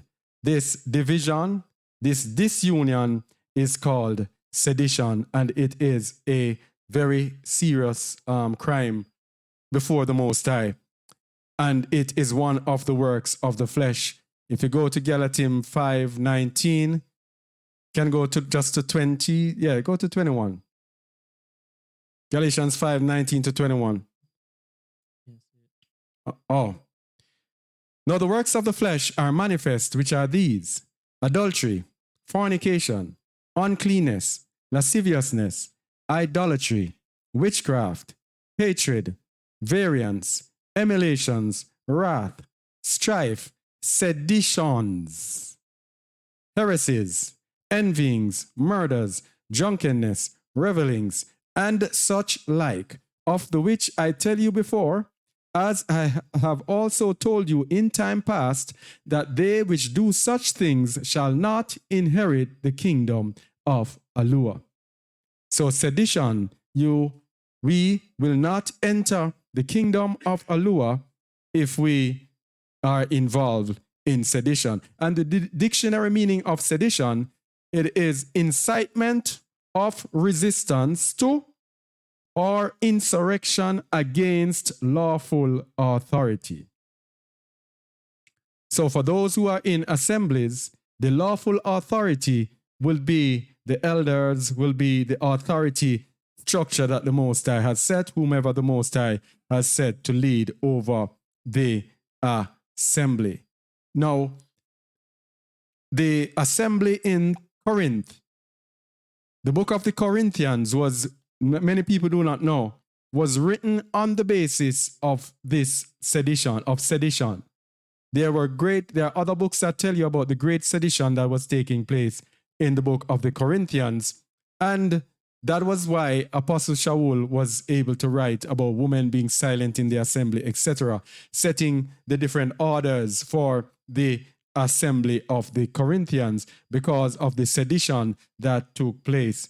And we are going to see one such person speaking about this sedition. Where are we? And that is Clement. In the Bible, Shaul spoke about, let me get this thing, spoke and referred to a person called Clement. Now, Clement wrote 2 books, and these books were part of the early church assembly. Let me see if we can get it online. All right. First Clement, and we're going to go at verse 57. He's going to tell you about this sedition. Oh, why is this? Oh, yeah, I got it now. And this one is also on the website, yeah? Yeah, so this book of First Clement can be downloaded from our website, justaword.org/downloads. All right, so we're going to go from verse 1 to verse 9, I think. Which page? All right. First Clement 57, verse 1. What page? Huh? What page? Page 28. And those persons involved in sedition, this is how they take themselves out of the strong delusion. Because when you have sedition, when you have divisions, the Most High is going to make whatever your heart's lust and whatever your counsels, he is going to make that look so real. But Clement is going to tell us what those who are involved in seditions will do to get them out of the strong delusion. First Clement 57, verse 1. Ye therefore that laid the foundation of the sedition, submit yourselves unto the presbyters, and receive chastenment unto repentance, bending the knees of your heart. So the presbyters here is referring to the elders.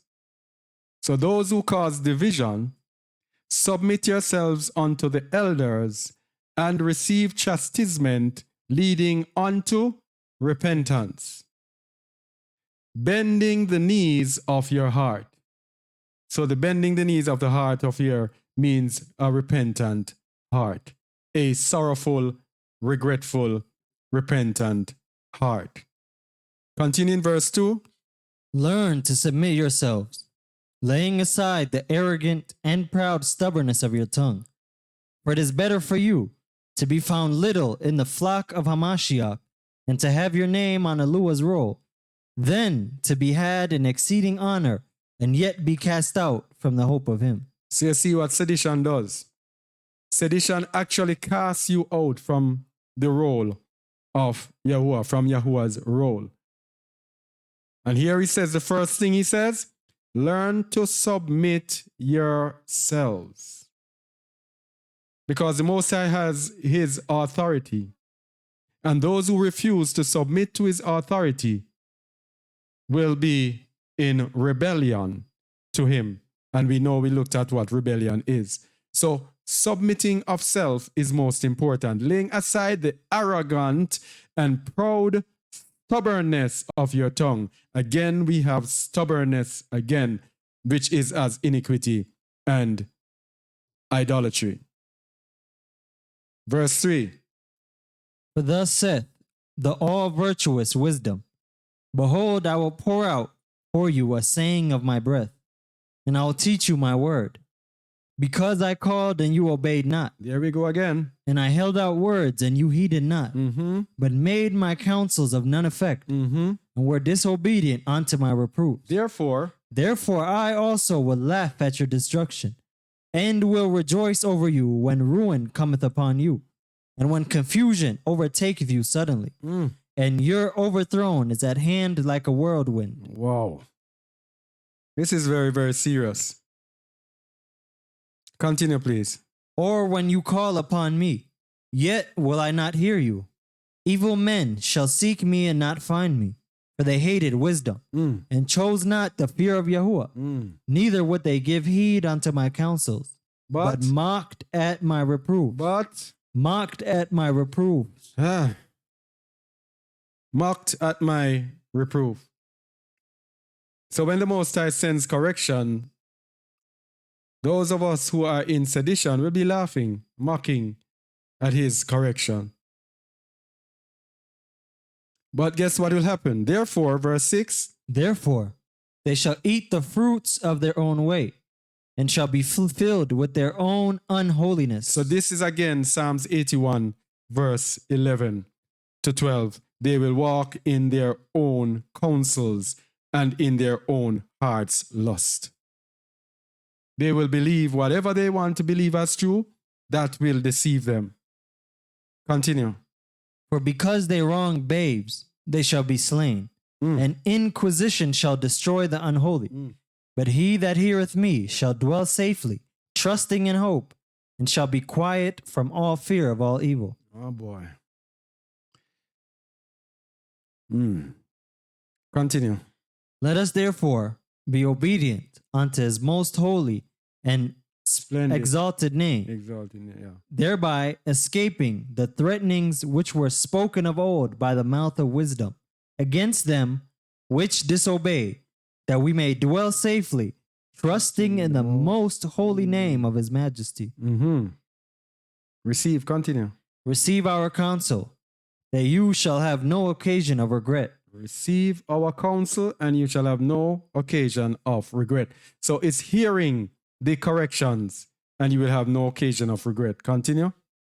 For as Yahuwah liveth, and the Master Yahusha HaMashiach liveth, and Ruach HaKadosh, who are the emunah and the hope of the elect, so surely shall he, who with lowliness of mind and instant in gentleness hath without regretfulness performed the ordinances and the commandments that are given by Yahuwah, be enrolled and have a name among the number of them that are saved through Yahusha HaMashiach, through whom is the splendor unto him forever and ever.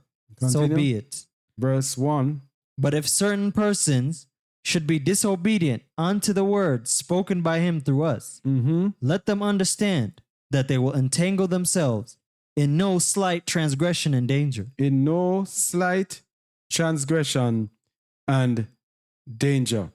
So if certain persons, so when there is a sedition, if they hearken and repent, then they will be counted in the number of Yahuwah's people. If they do not listen, if they continue to be disobedient, it says they will entangle themselves in no slight transgression and danger. Read verse 2, please.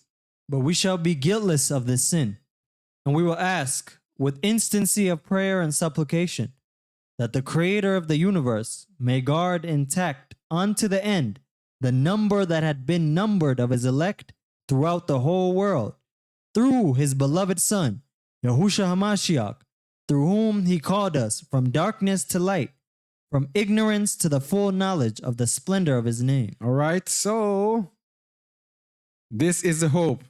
Wherever you are gathered, people in this world who are listening to this, do not rebel against the authority of the Most High.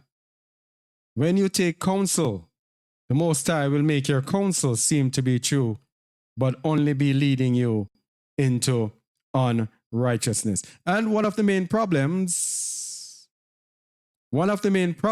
people, that cause us to not want to give up, to want to be in unrighteousness, one of the main problems is anger, which is accompanied by lies. Let's go to the testament of the 12 patriarchs.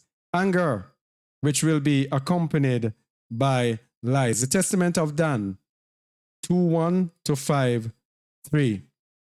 These testaments of the 12 patriarchs, people, you need to read them. They are so revealing and so revealing of the righteousness that is in Yahusha HaMashiach. Testament, you have it? Which page? You have the page? No. I'm trying to find out which page. Dan. No, Issachar. Dan 2, 1 to 5.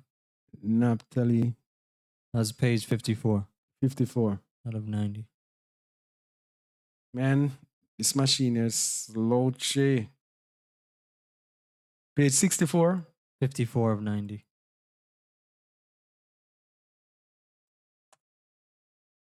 We said 2:1, right? Mm-hmm. All right, so anger is a huge problem. And we have a video that is dedicated to anger on our Just the Word channel. Anger that will lead you and put you in a strong delusion. Anger, the Apostle Shaul says, worketh not the righteousness of Alua.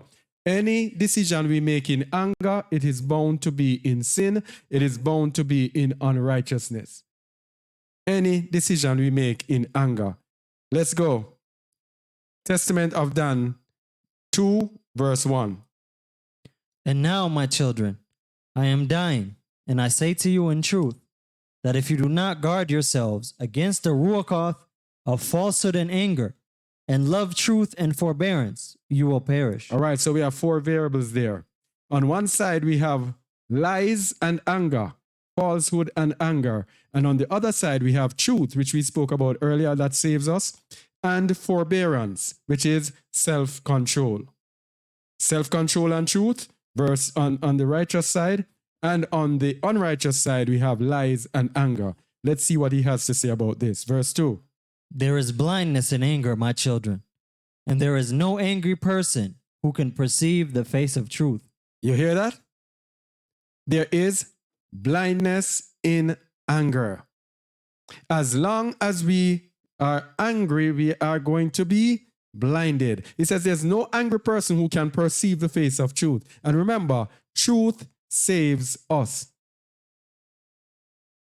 Because they love not the truth, that they might be saved. So anger robs out our opportunity to be saved through the truth. Verse 3. For even if one is his father or mother, he treats them as enemies. If it is a brother, he does not recognize him.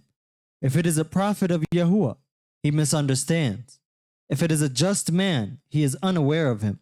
If a friend, he ignores him. You see, to every single person, the angry person responds in a negative way. If it is even a brother, he does not recognize him. And that is why you hear sometimes of brother killing brother. Brother killing brother. If it is a prophet of Yahuwah, he misunderstands. So when angry, whatever the prophet says, they will not be able to understand. If the person is righteous, he will be unaware, totally ignore the righteous man. Even if it's a friend, the friend will be ignored. Verse 4. For the ruach of anger ensnares him in the nets of deceit. In the nets of Deceit. So remember, we were saying the strong delusion is deceit, strong deceit. Anger, the spirit of anger, traps us in the nets of deceits. And what does it do? Darkens his understanding. Oh, you missed something. Oh, blinds his eyes, literally. Literally blinds his eyes. So when we're angry, the spirit of anger takes over us. It ensnares us in a net of deceit. Our eyes are literally blinded. And it also does what? Darkens his understanding by means of a lie. That's where lies come in.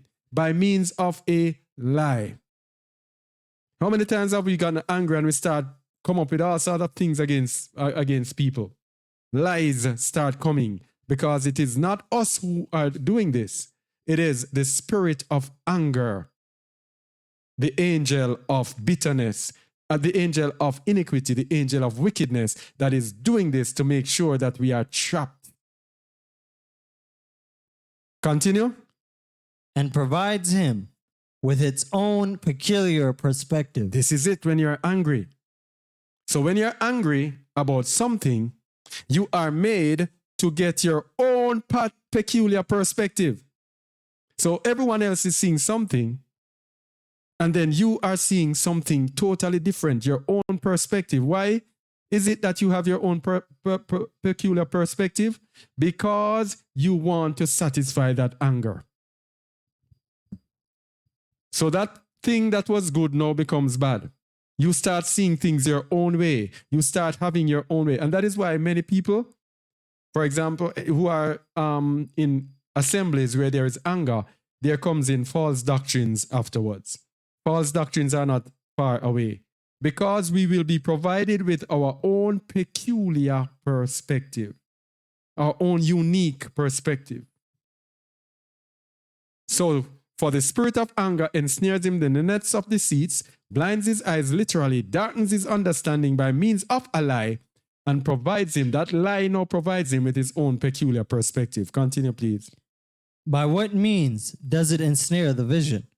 By hatred in the heart. It gives him a peculiar disposition to envy his brother. And there envy also comes in. You see how many sins are piling in with anger? Little by little, lies. Now you have hatred. Now you have anger. Now you have, envy coming in. Continue. Anger is evil, my children, for it becomes the motivation force of the soul itself. So when someone is angry, the anger is what now motivates the soul. And the entire being is centered around satisfying or festering up that anger. Verse 2. That force has strange effects on the body of the angry man. It dominates his soul and provides the body with a peculiar power so that it can accomplish every lawless act. So when we do things by anger, there will be no righteousness that is following us. None whatsoever. We will be able to accomplish every lawless act. So we'll keep breaking one law after the other. And we will not be able to know it because anger blinds us. Literally. So this is a strong delusion of anger. Continue. When the soul acts, it justifies whatever is done since it lacks discernment. So when we are angry, whatever we do, we are going to justify it. Whatever we do. And when we justify it, for example, and we take counsel with others, Yahuwah is going to make us believe the counsel.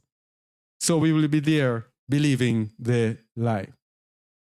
So people out there, anger should in no way be named among the set-apart people of the Most High. Look at all the destruction that it causes. Verse 4. So then, whoever is angry, if he is a powerful person, has triple strength by reason of his anger. First, through the power and support of his subordinates. All right, here we go. Second, through his wealth, by which he can win by persuasive acts and triumph in injustice. Third, he has the natural force of his own body, and through it he accomplishes evil. So, first through the power and support of his subordinates.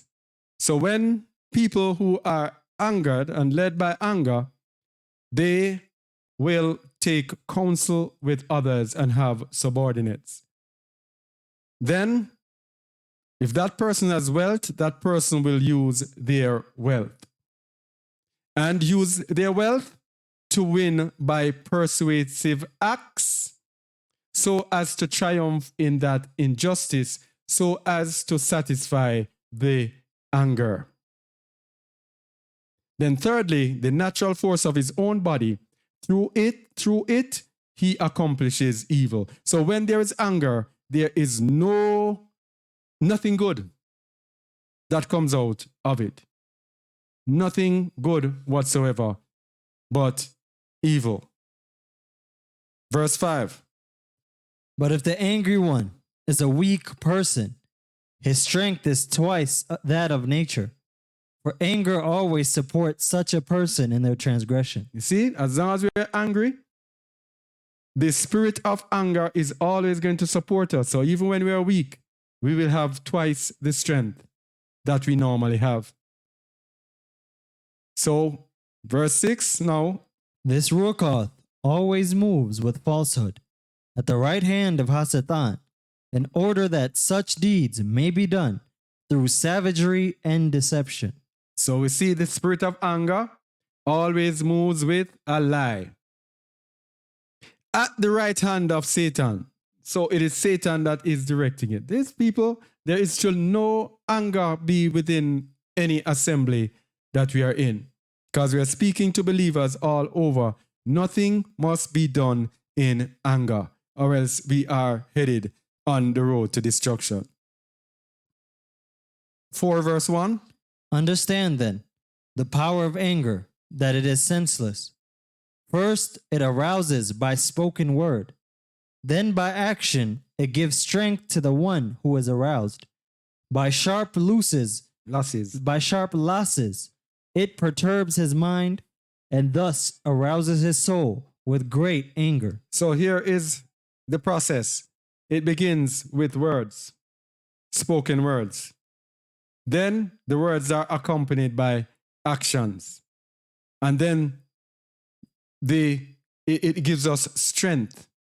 So when it gives us strength, our minds are perturbed, and thence our souls are aroused with great anger. Verse 3. When anyone speaks against you, do not be moved to anger. And if anyone praises you as being kind, do not be elated, nor be carried away, neither by pleasure nor by shame. So this is the advice now. When anyone speaks against you, do not be moved to anger. Do not be moved to anger. And even the opposite now, when someone praises you, do not become elated, nor be carried away, neither by pleasure nor by shame.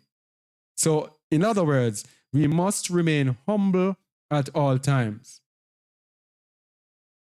Whether we are congratulated or whether we are someone does something against us. Verse 4. First, it is pleasant to hear, and thus it sharpens the mind to be sensitive to some provocation. And then when anyone is aroused by anger, it makes him suppose his self-esteem is justified. All right, so hear this now. So when we are easily aroused, when people say good things about us, compliment us, that is what sharpens us to be sensitive to people bothering us. So, for example, people compliment me and I get, I feel headlighted. What's a better word now? I feel elated. It's a big-headed. Yeah, I get swell-headed, yes, about it.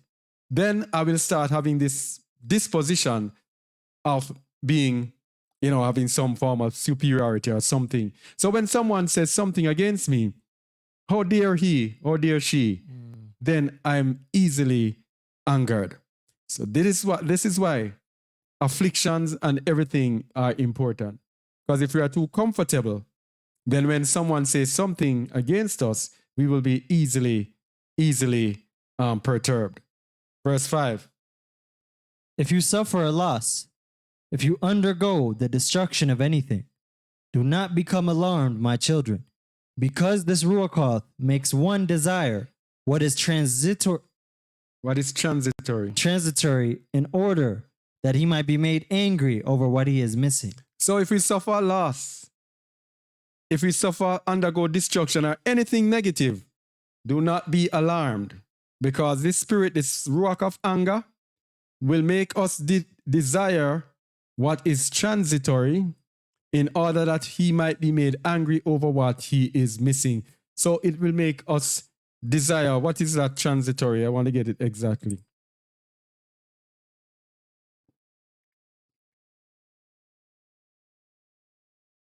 Transitory. Of a brief duration. So it will make us desire some little triviality in order to satisfy our anger over that which we have lost. Yeah, lost. Verse 6. If you lose something, let your own action or otherwise, do not be sorrowful. For grief arouses anger as well as deceit. Grief arouses anger as well as deceit. Very important. Yeah? That's why we must always have this thing. Whatever happens, we are good. Not angered by anything. Verse 7. Anger and falsehood together are a double-edged evil, and work together to perturb the reason. And when the soul is continually perturbed, Yahuwah withdraws from it, and Belial rules it. That's the strong delusion. When anger and lies, falsehood are together, and they remain in the soul for a while, what do you think is going to happen? The Ruach HaKadosh does not stay in a place where there is no peace. So when the soul is continually perturbed, Yahuwah takes himself away through his Ruach, and Satan rules over us. What a very scary thought. People, what a scary thought. Read 5 verse 1, please. Observe Yahuwah's commandments, then, my children. Keep his law. Avoid wrath and hate lying, in order that Yahuwah may dwell among you, and Belial may flee from you. All right. So the answer is to obey the commandment and keep his law. Avoid wrath, avoid anger, and hate lying. And that is when Yahuwah will dwell among you. Otherwise, it will be Satan that is ruling us. And because we have this strong delusion, we will be thinking that it is Yahuwah who is ruling us. Very scary, very, very scary thought indeed. All right, so we did anger, we have to do hatred. Oh, this machine is so slow. Hatred. Testament of God, 3:1 to 7:3. Let's go and look at hatred. These testaments, people, are so revealing. I am telling you. See if you can find which page. Page 65 out of 90. 65? Yeah. Oh. 65. What did I say? What number? 3:1 to 7:3. All right, 3:1 to 7:3. We are going to speak about hatred. Continue. And now, children, listen to the words of truth, to perform justice in every law of the Most High, not to be led astray by the ruach of hatred, because it is evil beyond all human deeds. It is evil beyond all human deeds. All right, and hatred means to love less. Hatred is not even a tearing hate. It is to love less. I probably should have looked at that meaning, but anyway, go ahead. Whatever anyone does, he who hates is revolted, If he fears or reverences Yahuwah and hopes for good things, the hater has no love for him. Mm-hmm. The hater disparages truth, envies the successful person, relishes slander, loves arrogance because hatred blinds his soul. There we go again, this blindness. Hatred blinds his soul. So he will love slander, love gossip. He will love arrogance, envy the successful person, disparage the truth, because hatred blinds his soul. Continue. It was in this way that I regarded Joseph. Beware, my children, of those who hate, because it leads to lawlessness against Yahuwah himself. It leads to Lawlessness against Yahuwah himself. So those who hate are going to be doing lawlessness against Yahuwah and not know that they are being lawless against Yahuwah. Those believers. Yeah? Verse 2. Hatred does not want to hear repeated his commands concerning love of neighbor, and thus it sins against Yahuwah. Hatred does not want to hear love your neighbor as yourself. So those who hate will not treat their neighbors as they would treat themselves. Verse 3. For if a brother makes a false step, immediately it wants to spread the tale to everyone, and is eager to have him condemned for it, punished and executed. Punished and executed. If a brother makes a false step. So those who hate watch persons to make false steps and immediately wants to spread the tale to everyone. Verse 4. If the hater is a slave, he conspires against his master, and whenever difficulty arises, it plots how he might be killed. Mm-hmm. Hatred collaborates with envy when it sees or hears about the prosperity of those who do well. It is perpetually peevish. It is perpetually peevish. So it collaborates with envy. So when people hate, they will also envy. What does that peevish mean? Those peevish. In temperament, querulous, what is that? Marked by ill temper. Yeah, that sounds like simple for me. Marked by ill temper. So hatred collaborates with envy. And when it sees or hears about the prosperity of those who do well, it is perpetually ill-tempered. Verse 6. Just as love wants to bring the dead back to life and to recall those under sentence of death, so hate wants to kill the living and does not wish to preserve alive those who have committed the slightest sin. All right, so this is talking about believers. We know in the world it's the same thing with the sinners. But it says, this is speaking of believers, does not wish to preserve alive those who have committed the slightest sin. So we will have no mercy on those who we hate, those who even commit the slightest sin. Verse 7.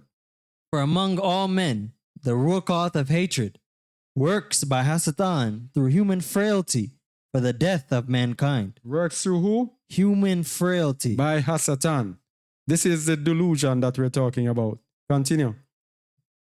But the ruach of love works by the law of Yahuwah through forbearance for the salvation of mankind. You see the two of them here? This ruach of hatred works by Satan through human frailty for death. But the ruach of love works by the law of Yahuwah through self-control, forbearance for the salvation of mankind. 5 verse 1. Hatred is evil, since it continually consorts with lying, speaking against the truth. It makes small things big, turns light into darkness, says that the sweet is bitter, teaches slander, conflict, violence, and all manner of greed. It fills the heart with diabolical venom. Oh man. Hatred is really and truly evil. Look what it does. makes small things big. The least little thing you do, hey, is the greatest thing on earth. Turns light into darkness. That means it turns the truth into a lie. Says that the sweet is bitter, so everything is the opposite. Everything is turned around the opposite. Teaches slander. Yeah? Achieved through gossiping. Conflict, violence, and all manner of greed. It fills the heart with diabolical venom. Verse 2. But I tell you this, my children, from experience, so that you might escape hatred and cling to the love of Yahuwah. So this is our aim now for all those who are watching this. Go ahead. Righteousness expels hatred. Humility kills envy.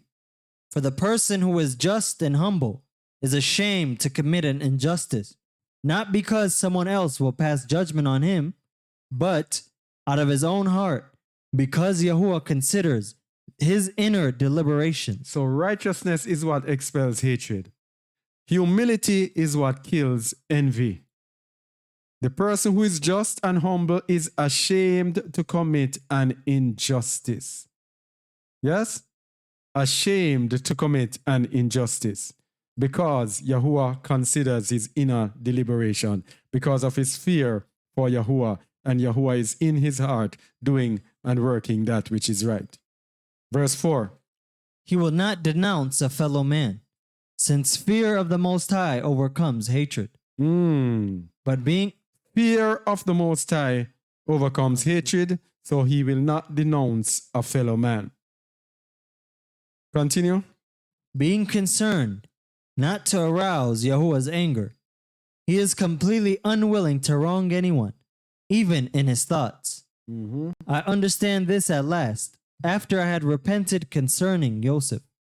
For according to Elua's truth, repentance destroys disobedience, puts darkness to flight, illumines the vision, furnishes knowledge for the soul, and guides the deliberative powers to salvation. So this is the importance of repentance. Continue.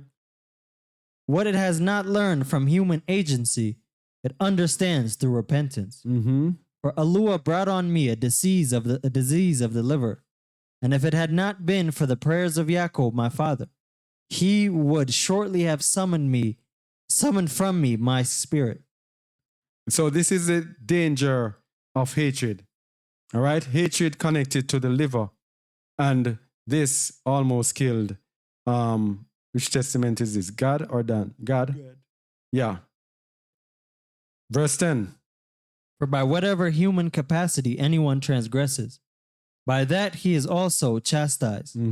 Since my anger was merciless in opposition to Joseph, through this anger of mine, I suffered mercilessly and was brought under judgment for 11 months, as long as I had it in for Joseph until he was sold. So if we are merciless towards our brothers, when we are afflicted, Yahuwah will be merciless upon us. Verse 1. Now, my children, each of you love his brother.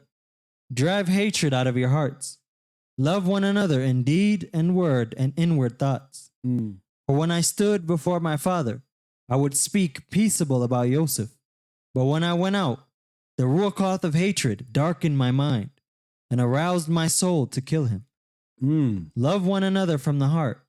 Therefore, and if anyone sins against you, speak to him in peace. Expel the venom of hatred, and do not harbor deceit in your heart. If anyone confesses and repents, forgive him. If anyone denies his guilt, verse 4. If anyone denies his guilt, do not be contentious with him. Otherwise, he may start cursing and you would be sinning doubly. All right, so we can stop here because the time is going. Didn't realize that this would take up so much. All right. So another cause of strong delusion is double-mindedness. And this is in, where did I get this from? I don't remember which testament. Let us read it, please, because time is going. But you, my children, do not be two-faced like them, one good and the other evil. Rather, cling only to goodness. Because in it, Yahuwah Elua is at rest. and men aspire to it. So, double-mindedness is what we're speaking about. This is another sure way to a strong delusion. Verse 2. Flee from the evil tendency, destroying the devil by your good works. For those who are two-faced are not of Alua, but they are enslaved to their evil ruakoth, so that they might be pleasing to Beliar and to persons like themselves. You see this? When you are two-faced, which means you are double-minded, you are hypocritical, you are not of Alua. If I am hypocritical, I am not of Yahuwah. Two-faced. Say one thing here, and then I say another thing before your face. Say one thing here, then I do something else after. If I am two-faced, I am not of Yahuwah. But it says, I will be enslaved to their evil ruakot, so that they might be pleasing to Beliar. So Beliar will be using the person who is double-minded. That is a strong delusion. So I will be two-faced and be thinking that I am of Yahuwah. Yahuwah is using me, not knowing that I am being used by Beliar. This is why this teaching, people, is so important, because we have been showing and seeing through the books of the Nazarene how most of us have been deceived in our evil, in our unrighteousness, thinking that we are in righteousness. When we read these things, we see how far off most of us are and how we now can take corrective actions to make sure that we go back on the right path. 4 verse 1. You can't see it no more. For persons who are good, who are single-minded, even though they are considered by the two-faced to be sinners, are righteous before Alua. You see that? So when the hypocrites, the two-faced people, think on the unrighteous, on the single-minded person as being unrighteous, it says they are righteous before Alua. And single-minded there means just focused on one thing, and you are not two-faced, not talking out of the two sides of your mouth. Now, the Testament of Dan, chapter 4, verse 7, anger and falsehood together are a double-edged evil and work together to perturb the reason. And when the soul is continually perturbed, Yahuwah withdraws from it and Beliar rules over it. All right? So, I think we looked at the Testament of Benjamin at the beginning, avoiding delusion. No, this is where we almost end. Yeah, Testament of Benjamin, chapter 3, verse 1. Testament of Benjamin. Let me see if that's the one that we did. I don't think so.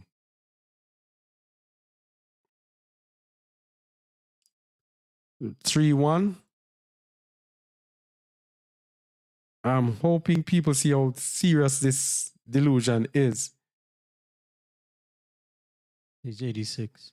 Huh? 86. Yeah, page 86. I'm on it. Now, my children, love Yahuwah Alua of Shamayim and Aretz. Keep his commandments. Pattern your life after the good and pious man, Yosef. All right, so we're seeing now how to avoid the strong delusion, the conclusion of the matter. Verse 2. Let your thoughts incline to the good, as you know to be so with me, because he who has the right set of mind sees everything rightly.